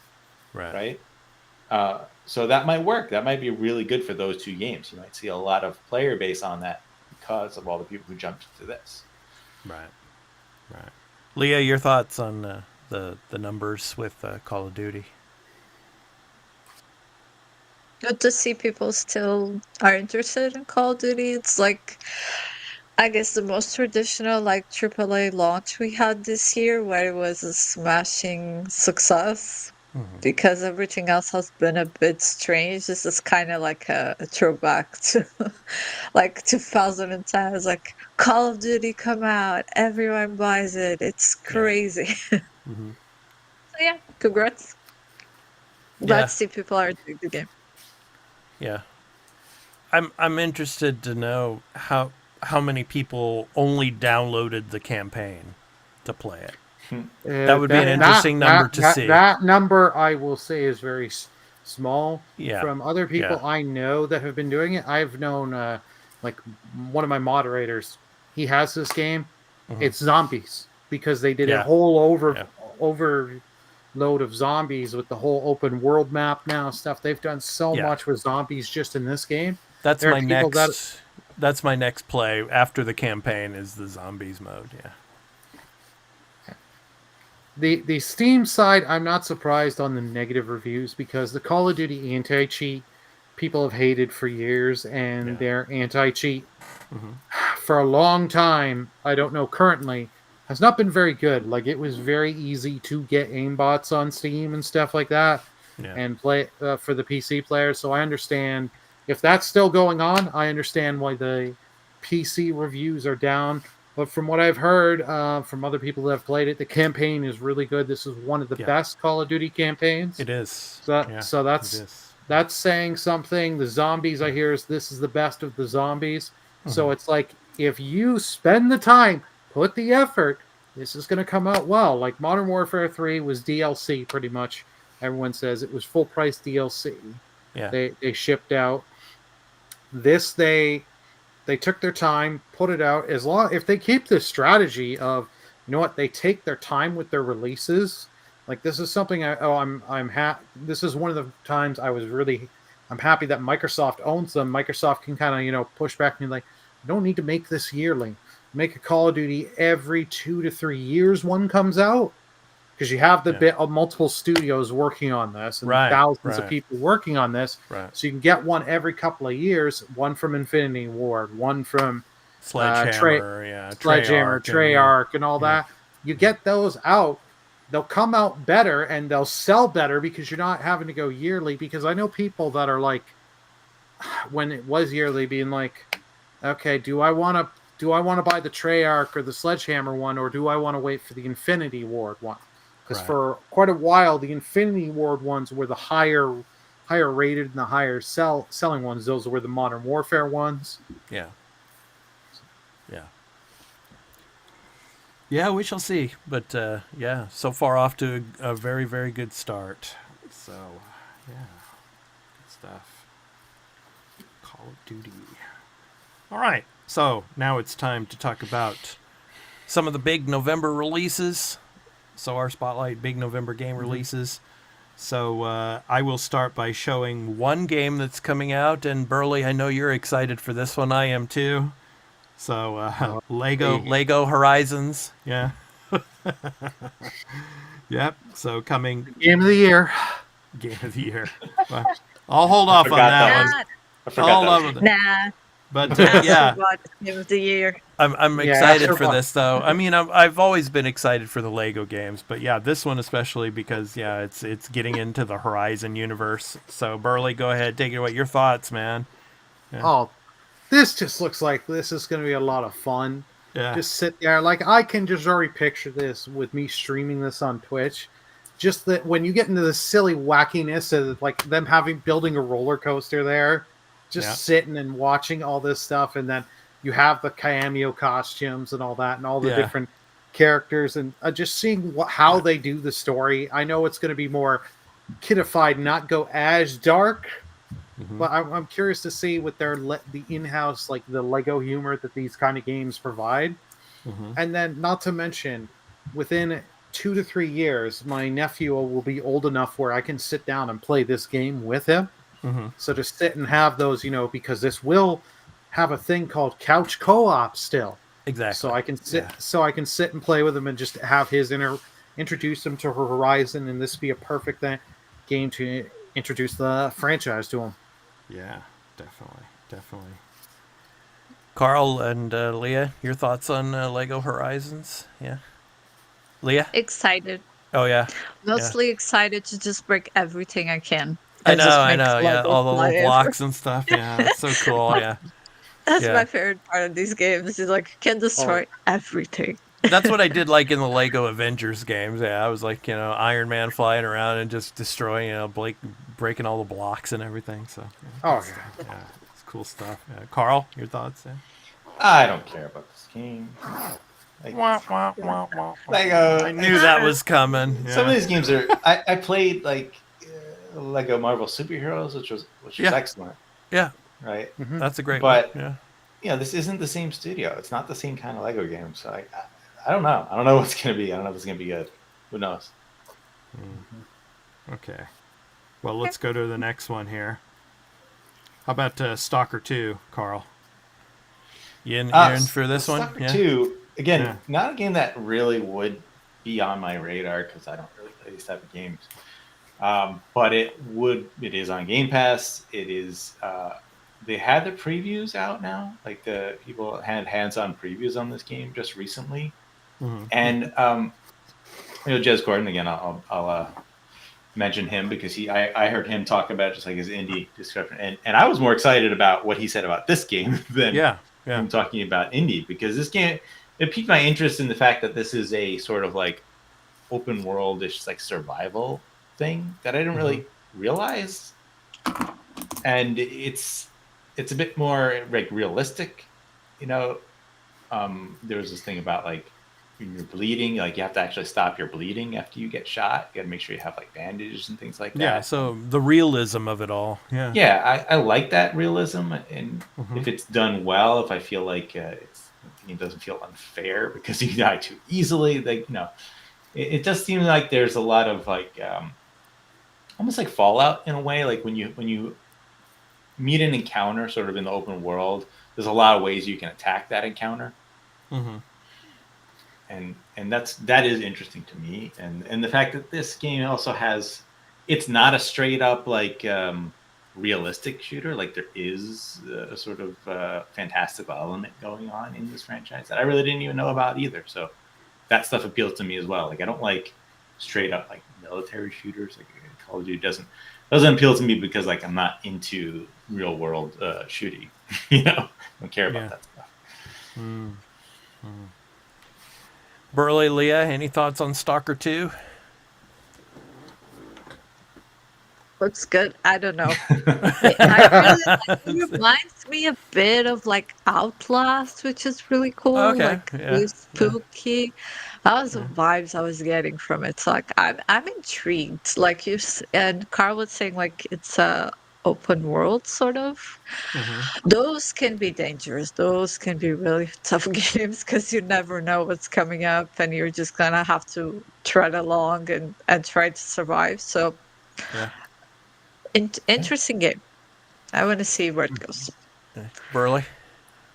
Oh yeah, no, I'm definitely gonna be keeping my eye out on the game. Yeah. It's just I'll definitely play the game, but it's just like I'm stacked with a few games right now, and then you've got Lego Horizon. It's just like I don't know if I'll get the time right when it comes out, but I will.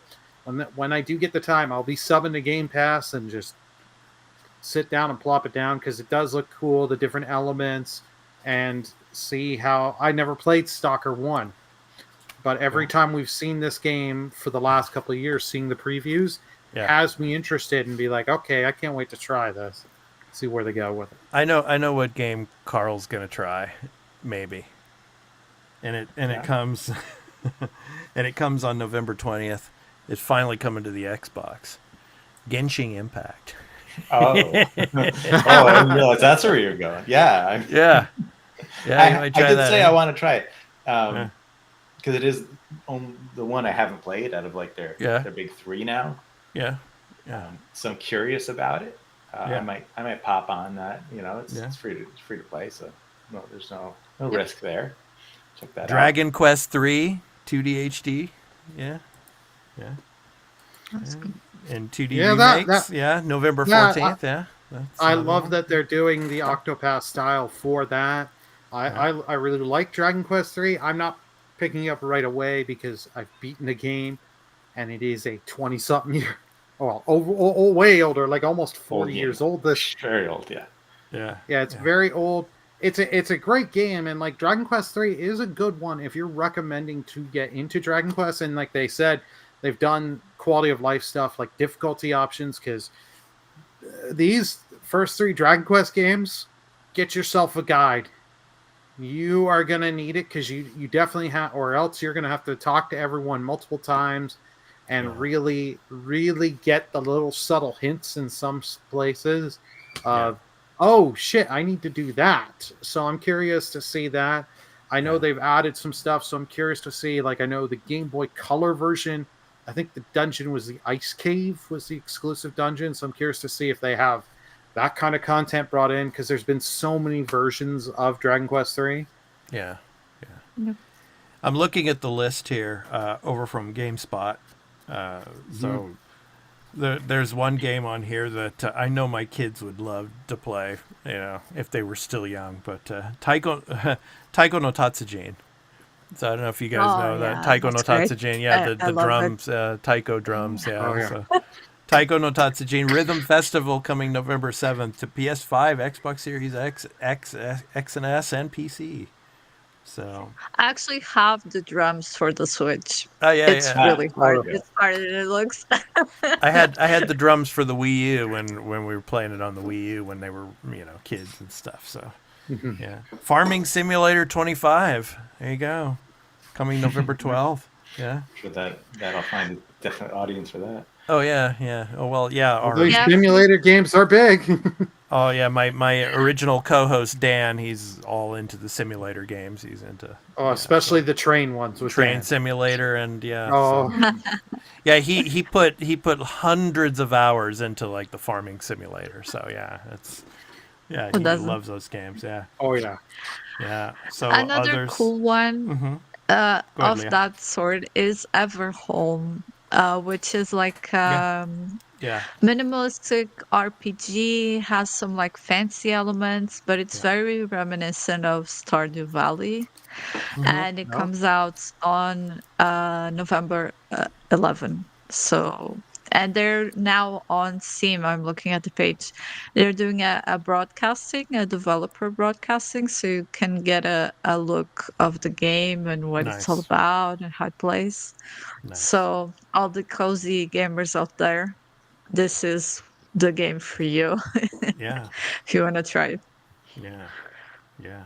Flight Simulator 2024, Carl, is coming out also on November 19th. I'm really interested to see, how many people play that, with everything else coming out. So yeah, well, there's an audience for that game, right? Definitely an audience for that game. And this one looks cool because they finally added I don't want to say finally, but they added a gamification to it that was missing for someone like me who's like not really into the super sim elements of flying an aircraft, right?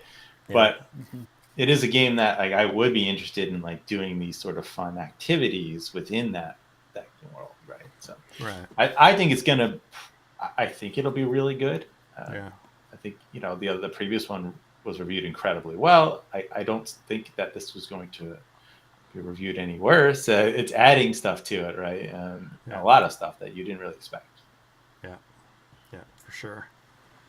And a couple others we're gonna save because there are picks of the week, so we're not gonna talk about them yet. So we'll save it for then. Yeah. Can I guess one that's not a pick of the week? Go for it. Maybe two. Two. Okay. Sengoku Dynasty. No. Sengoku Dynasty is one of mine. Yeah. So. Do you remember Slitherhead?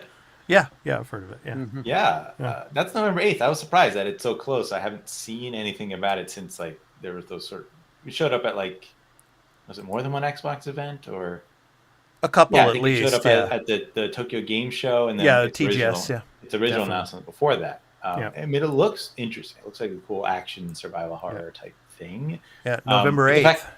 The fact that there's like no discussion about it in any sort of previews right now sort of makes me a little worried. That's probably not that great, but we'll see. Yeah, the marketing on it's hardly existent at all. So. I don't expect marketing, but at least like maybe people got hands on and talking about it. But I'm not seeing that. Who knows? We'll see. How about Planet Coaster 2? Okay. Yeah.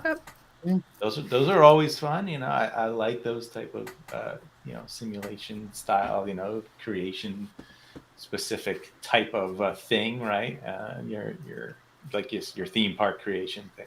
I don't know how well Planet Coaster 2 did. Planet Coaster 1 did, but It did a fair amount. I remember seeing a Okay. lot of people play it, and even after the game came out, I remember people still being a fair amount of people watching it on Twitch and streaming it on Twitch. Yeah. So Yeah. it has its audience. The game looks fun. It's just not my style of game for me that I'll sit and play. I'll watch people play it, but not a game I'll sit and play. I think going back to Slitterhead, I think that had kind of some Ghostwire Tokyo type of vibes to it as well. I think, yeah. So, yeah, I'm interested to see how well that does, especially out here in Japan. So we'll see. But yeah, and then there was one I think on the VR side of things. I'm trying to remember which one it was. Like Metro Awakening VR. Yeah, Metro Awakening and Dig VR as well, but that's on the Quest, but MetaQuest. So, yeah. So, yeah, a lot of games coming this month. I'm really excited for. Yeah, I mean, that you mention it now, Carl. I think, I want to try Slitterhead for sure, just to see how it runs and how it plays, and definitely Stalker 2. Going to play Stalker 2. And my pick of the week, it's also BURLY'S pick of the week, and we'll be talking about that. So definitely my pick of the week. Yeah, I'll get to that one too. It's on there. Okay. Very retro-esque. Yeah, I'm excited for that too. So on that side of things, so yeah, so good stuff. All right. So that's our look at November. So now it's time to talk about Game Pass. So Game Pass for Wave 1 of November. Carl, what are we getting for Wave 1? I think we've talked about this before, but let's go ahead and reiterate it just in case for any listeners or viewers that didn't catch us last time. So we don't know official Wave 1. What we know right at this point is what's been previously announced for games that we know have dates for this month. So this goes right. I mean, this list I hear is just all the way into the end of November. So you have Metal Slug Tactics on November 5th. You have StarCraft Remastered and StarCraft 2 campaigns on November 5th, which was already in the last Game Pass reveal. Yeah. November 7th, Goat Simulator Remastered. November 19th, Microsoft Flight Simulator 24. November 20th, Stalker 2. November 26th, Nine Souls. So yeah, I mean, Game Pass reveals are the first Tuesday and the third Tuesday. Although I feel they might not do that on this Tuesday, which is Election Day in the US. Yeah. I feel like they might avoid. Maybe they do it Monday, or maybe they do it Wednesday. I think typically they do it Wednesday if for some reason it's not Tuesday. Or maybe they will for those that are just so just drained of all get their mind off political situation and the things going on out there after voting or something. Yeah, who knows? Yeah, so we'll see. There'll be more games that aren't that we don't know yet. Yeah. Okay. All right. So that is Wave 1 for November from what we've got of that. So, Burley, what do we got for PlayStation Plus Essential this month? Yeah, so we got all available on Tuesday, November 5th. We got Hot Wheels Unleashed 2 Turbocharged for both PS4 and PS5. So you get your you love your Hot Wheels cars. You can race them, and got over 130 different vehicles.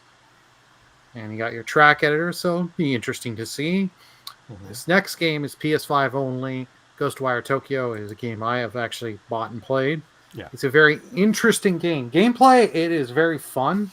And the whole different magic spells and like how they actually do it. I like the spells, and like the character does different finger poses for the different spells, and you change them up. So it's really... Yeah, exactly. Exactly. Yep. Good stuff, man. Yeah. Yeah, and then the last game, Death Note Killer Within, PS4, PS5. So it's a game up to 10 players. You're split onto two teams, one team being L, one team being Kira, so trying to outwit each other. I used to like way back when I liked Death Note, and then how the series goes, it's like but this is just one of these multiplayer games that's gonna launch up, like kind of come here, and then because it is a day one release, it's gonna have that player base. 2 weeks later, I say it's gonna drop, except for the people that are just still playing it because they want to get the platinum trophy. Right. And I'm like, I don't think I don't have the stomach to do that. We'll leave that to Fubu. Yeah. Okay. Yeah. You know he'll do it, Leah. You'll know he'll do it. Oh, he'll do it for sure. All right. Absolutely. All right. So those are the PS Plus essentials for November. So in the next week or two, we should be getting the extra and premium list out there to you. So, Yep. Yeah. All right. So it's time now to move on for our new game release picks of the week. So you can go to www.releases.com and you can check out all the games that are releasing for the month of November and beyond at www.releases.com. The link in the ticker is below here. You can check that out. So first up this week, Carl, and it was in the intro as well for this episode. Yeah. What do you got for us, man? Very excited for Metal Slug Tactics coming November 5th to PlayStation 4, PlayStation 5, Switch, Xbox One, PC, Xbox Series X. Metal Slug returns with an exciting new chapter in its story universe. Dive deep into a unique blend of the iconic run-and-gun action, now reimagined as a dynamic tactical RPG with roguelike twists. Metal Slug Tactics seamlessly weaves the charm and uniqueness of Metal Slug into the tactical game genre. Immerse yourself in the dynamic battles that have become the Metal Slug hallmark, but from a fresh perspective. Strategically build your adrenaline bar to unleash powerful super attacks. After every confrontation, earn valuable war experience, unlock new weaponry and perks, enhancing your team's prowess. Yeah, this is a game that was announced a long time ago, got delayed a few times, kept saying it was coming this year, didn't give us a release date until a couple weeks ago? And they were like, oh yeah, it's coming November 5th, Election Day, guys. Yeah. And also, Game Pass, out of nowhere. So that is so awesome, because I played the demo of this, and I absolutely loved it. I think it's just perfect. They nailed it. It's got great, turn-based tactics, style combat, mechanics, the abilities and things you can do, the combos you can do with all your characters. Right. The roguelike stuff I think is really neat. I like roguelike, or I would say more roguelite example, because it's one of those games where, in this game, the way it works out is there's different maps, right? Mm-hmm. You pick a map area, and then there's going to be a map where there's different missions you can do. You can kind of do them in different order, and you get certain resources, and then eventually you're going to have to do a boss battle. Yeah. And you will have leveled up your characters, and you have choices on how you want to build them, and you'll get gear. Gear is going to be different, right? You'll get choices of gear that you want and things like that. So your run's going to be different for every time you do that. And then you got to fight the boss. And then after that, you're going to go back and you're going to do a new mission, and your level is going to reset, but you're going to have resources that you've unlocked, special things, different loadouts for your characters, unlock different characters as well. So you can build different teams as you go into the different areas. It's going to be awesome. I really believe this game is going to review very well. And I don't know how popular it's going to be, but I'm excited. Very excited. Cool. All right. Okay. I think Leah, you're up next. Yeah. What do you have for us? Trash Goblin is a wholesome and cozy shopkeeping game where you uncover and clean trinkets for sale. Customize them by upcycling and more to meet the eccentric requests of your endless colorful customers. Spend your savings to upgrade your shop, buy new and better tools, and even expand your business to exciting new districts across town. Find peculiar trinkets by chipping away at the dirt and craft they're embedded inside. Scrub them up nice and clean with your sponge to get them ready for sale. Customize them by combining trinkets together, upcycling them into strange and wonderful new items. And it comes to PC and early access on November 6th. And I just thought it was like this really cute game where you know, it's about recycling and becoming a shop. Yeah. And it's just like a nice change of pace from like a psychological horror thriller like Silent Hill. It's just like, okay, I have a little shop and I just like and I sell. And Yeah, it's a great, very, it's very, fun. very big difference here. So very, very Just a family tiny friendly here, I think. Yeah. So. But that's So, what I like about you, Leah. It's like for the picks of the week, you're picking the family friendly games, and that's really cool. So I like that. So, good stuff.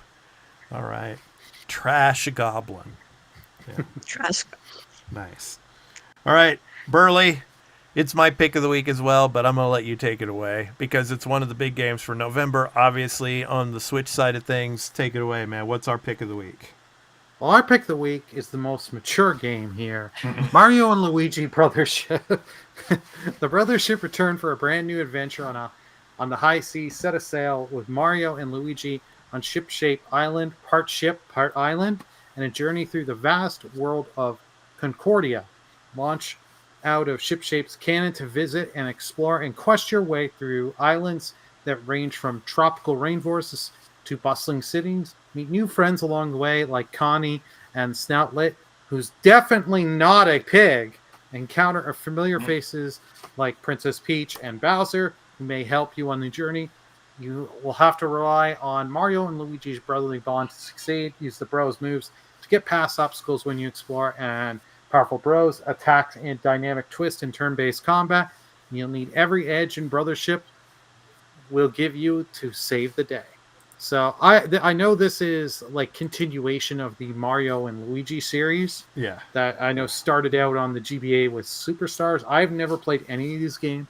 I've heard great things. Like when this got revealed at first, I thought it was the GBA game being remade and too. and that's what a lot of us thought until they showed us. Yeah. Yeah. The platforming elements, obviously, and everything's so fun. I'm really excited for it. So. Well, and I do like this, like the turn-based. It's not just I just hit the button, do my attack. No, you get bonuses and you can dodge attacks, less and stuff. So they took stuff from like Super Mario RPG, the timed hits mechanic and stuff, and really go more in depth with it.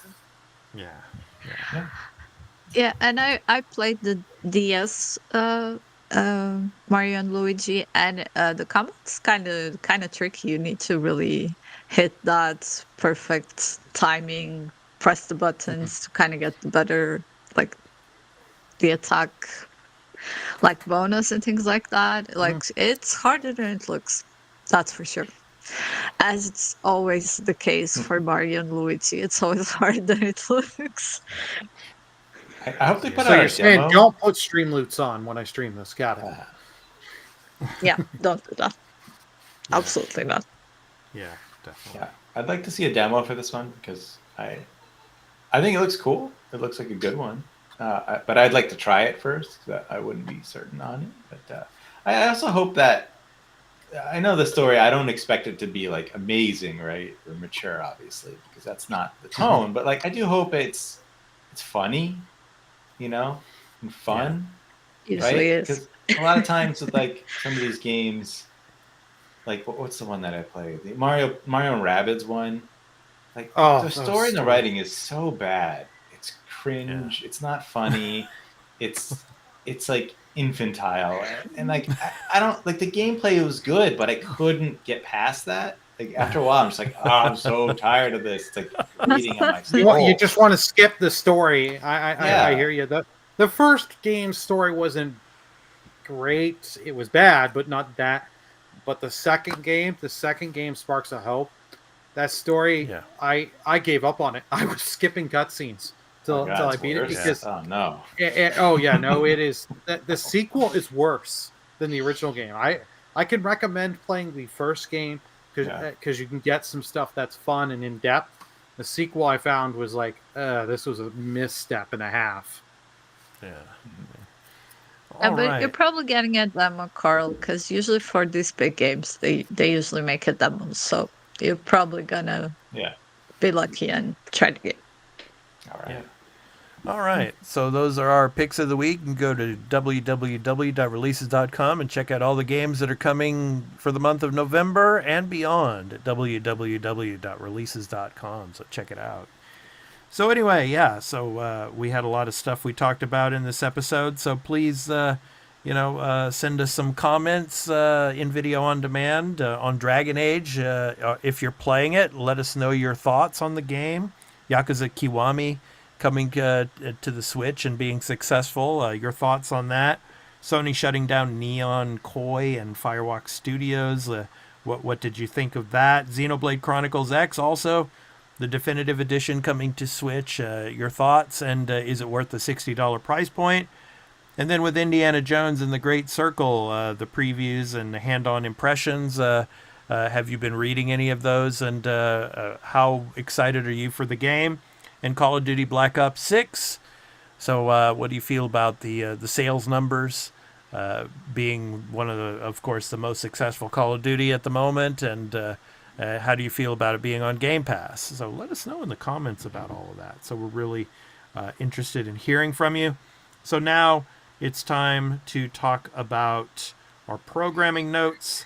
So each and every week here on the Arena Productions, we talk about all of the other videos that we're putting out here on the channel. We are not only a video game related channel here on YouTube, the Arena Productions. We are also a sci-fi and entertainment related channel as well. So, but first, before we get into the other content, Burly put out his Silent Hill gameplay review. So please go and check that out. Burly, you have some things to say about that? Yeah. So in this video, there are slight spoilers I'll just tell you, but nothing that is going to ruin the plot or anything. But I do go over gameplay elements and talk about certain things of just some little tips that if you're starting out to play the game, and talking, like, I do have some minor complaints of me, especially with the ending system and how you get the endings. So I go into depth on that kind of stuff. So please do. I would love for you to take a watch and post in the comments what you think. And if you've played the game, let me know what you think of the game, because I love hearing from people. Nice. Very good. And next up, on the entertainment side, the finale of Agatha All Along. So the last 2 episodes, so please check that out. I give a short spoiler-free review of the last 2 episodes and the season in general. So another Marvel series in the books. So next up will be Vision Quest, which will be coming, as well as Daredevil. And I'm really excited for Daredevil coming next. I think it's in March. So really, really excited. And it's going to be like, Daredevil's going to be like 20 episodes. So really, really excited for that. So, but Agatha All Along has concluded. So please check out the video there. So on episodes 8 and 9. So did that. And finally, Star Trek Lower Decks. So season 5, episode 3. So Nanite Chaos and Romance. So yeah, we get the story of Mariner and Jennifer kind of concluded in this one. So it's a spoiler-free review of the episode. So really good stuff. Burley, did you see this episode yet? I have not. I've watched the first 2. I've watched the first 2 too. I have not gotten to episode 3 and yet. They are great. They are great. The first 2 episodes as well. I was going to say if you've liked earlier seasons of Lower Decks, you will enjoy those first 2 of season 5. Yeah, I mean, just the story writing and just the humor that's in these episodes they're just awesome. So I love doing these reviews on each and every episode of that. So yeah, it's really, really good. So please check that out if you've seen the episodes.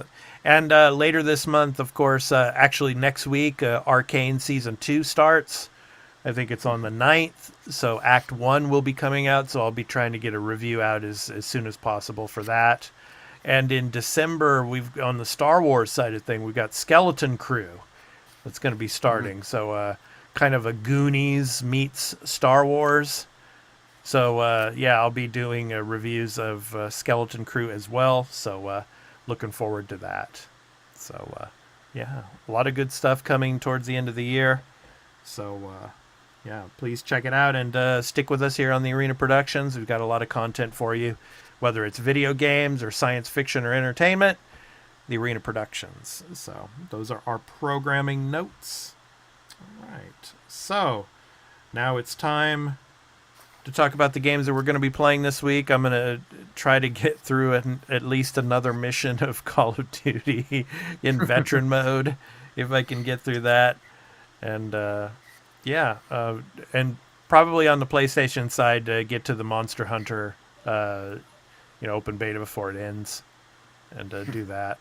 And then on the Switch, I don't know yet. I'm still debating whether or not I'll have time to play any Switch games this week because of all the content and everything that I have to work on. So, but that's me. So, Leah, how about you?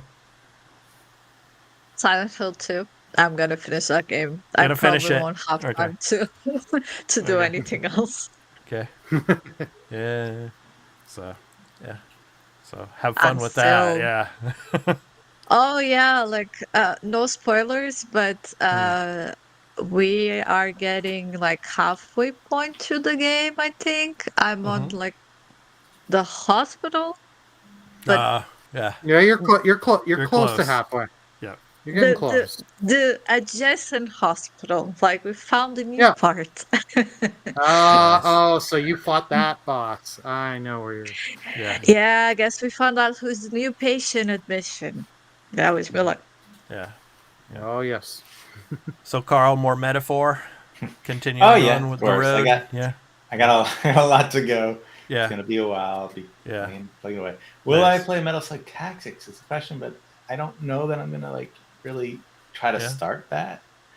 But I'm excited for it. Well, I think that's really cool about it being on Game Pass, and for someone like me who wants to buy this game, is that they're doing a physical edition through limited run. And because of that doesn't mean it means it's not coming out day one physical. But being that it's going to be on Game Pass actually is cool because I can have that service not just for this game, play it on Game Pass, and then still buy it later when it comes out and not feel like it was kind of a waste to buy it because I've already played it type of situation. Yeah. So I think I'm gonna pre-order the physical edition from limited run, and maybe I'll pop in for a little bit and then fully play it when it comes.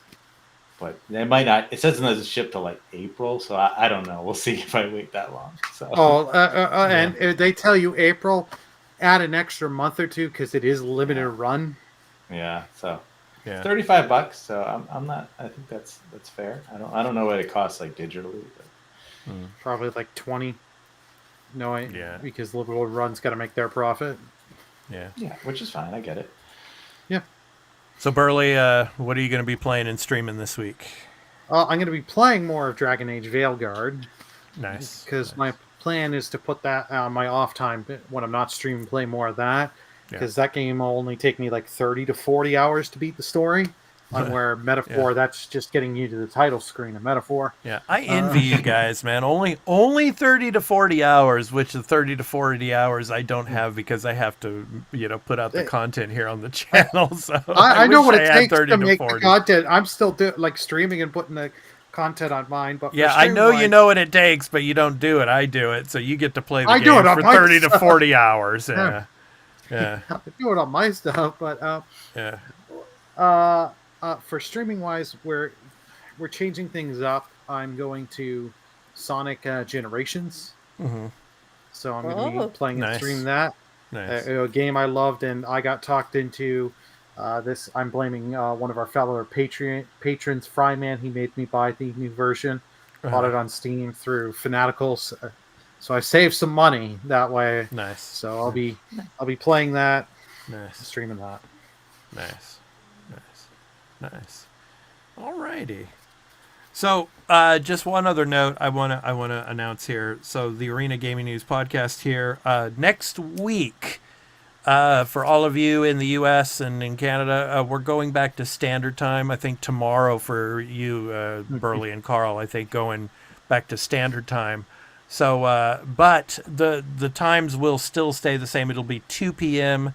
Pacific Standard Time and 5 p.m. Eastern Standard Time. But for me here in Japan, because we're always on standard time, we never change our clocks here. I will get an extra hour of sleep instead of having to get up at 4:30 in the morning, Burley, to do content. I get to get up at 5:30 in the morning now. So yeah, I get an extra Hey, the time hour I get of up sleep. most days. Yeah. Okay, whatever. So anyway, so next week for all of you, it'll still be 2 p.m. and 5 p.m. on the Pacific side and the East Coast side. And but for you out here in Japan, it'll be 1 hour later. Yes, as well as I think out in Europe, right, Leah? I think you guys have already changed your clocks now. Yeah, So so today the episode was at 9 9 p.m. 9 p.m. and start. next week we'll resume the normal time, which is 10 p.m. Yes, that's right. That's right. Okay. All right. So there we go. All righty.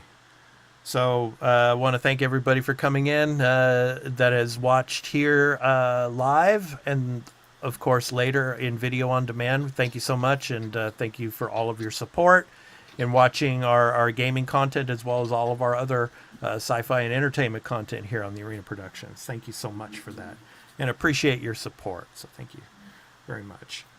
All right. So now it's time to end our show with our indie recording artist spotlight. So each and every week we spotlight a music indie recording artist and their music, and we have an outro with that music. So this week's spotlight is on Young Rich Pixies. Young Rich Pixies songs have been described as fun, uplifting, motivational music for any occasion. From his album titled Amazing Journey, and the song is called Hidden Cam. So this has been The Arena, a multi-platform gaming news podcast, episode 193. I've been your host, Expat, along with my co-hosts, Burlyman Gaming, Turn-Based Carl, and Leah the Hatless. And episode 194 next week, of course, we will be going back to standard time, so please, check your clocks for that. So anyway, thank you so much, and we hope you all have a great week of gaming. So take care, everyone, and we'll see you next week. Peace out.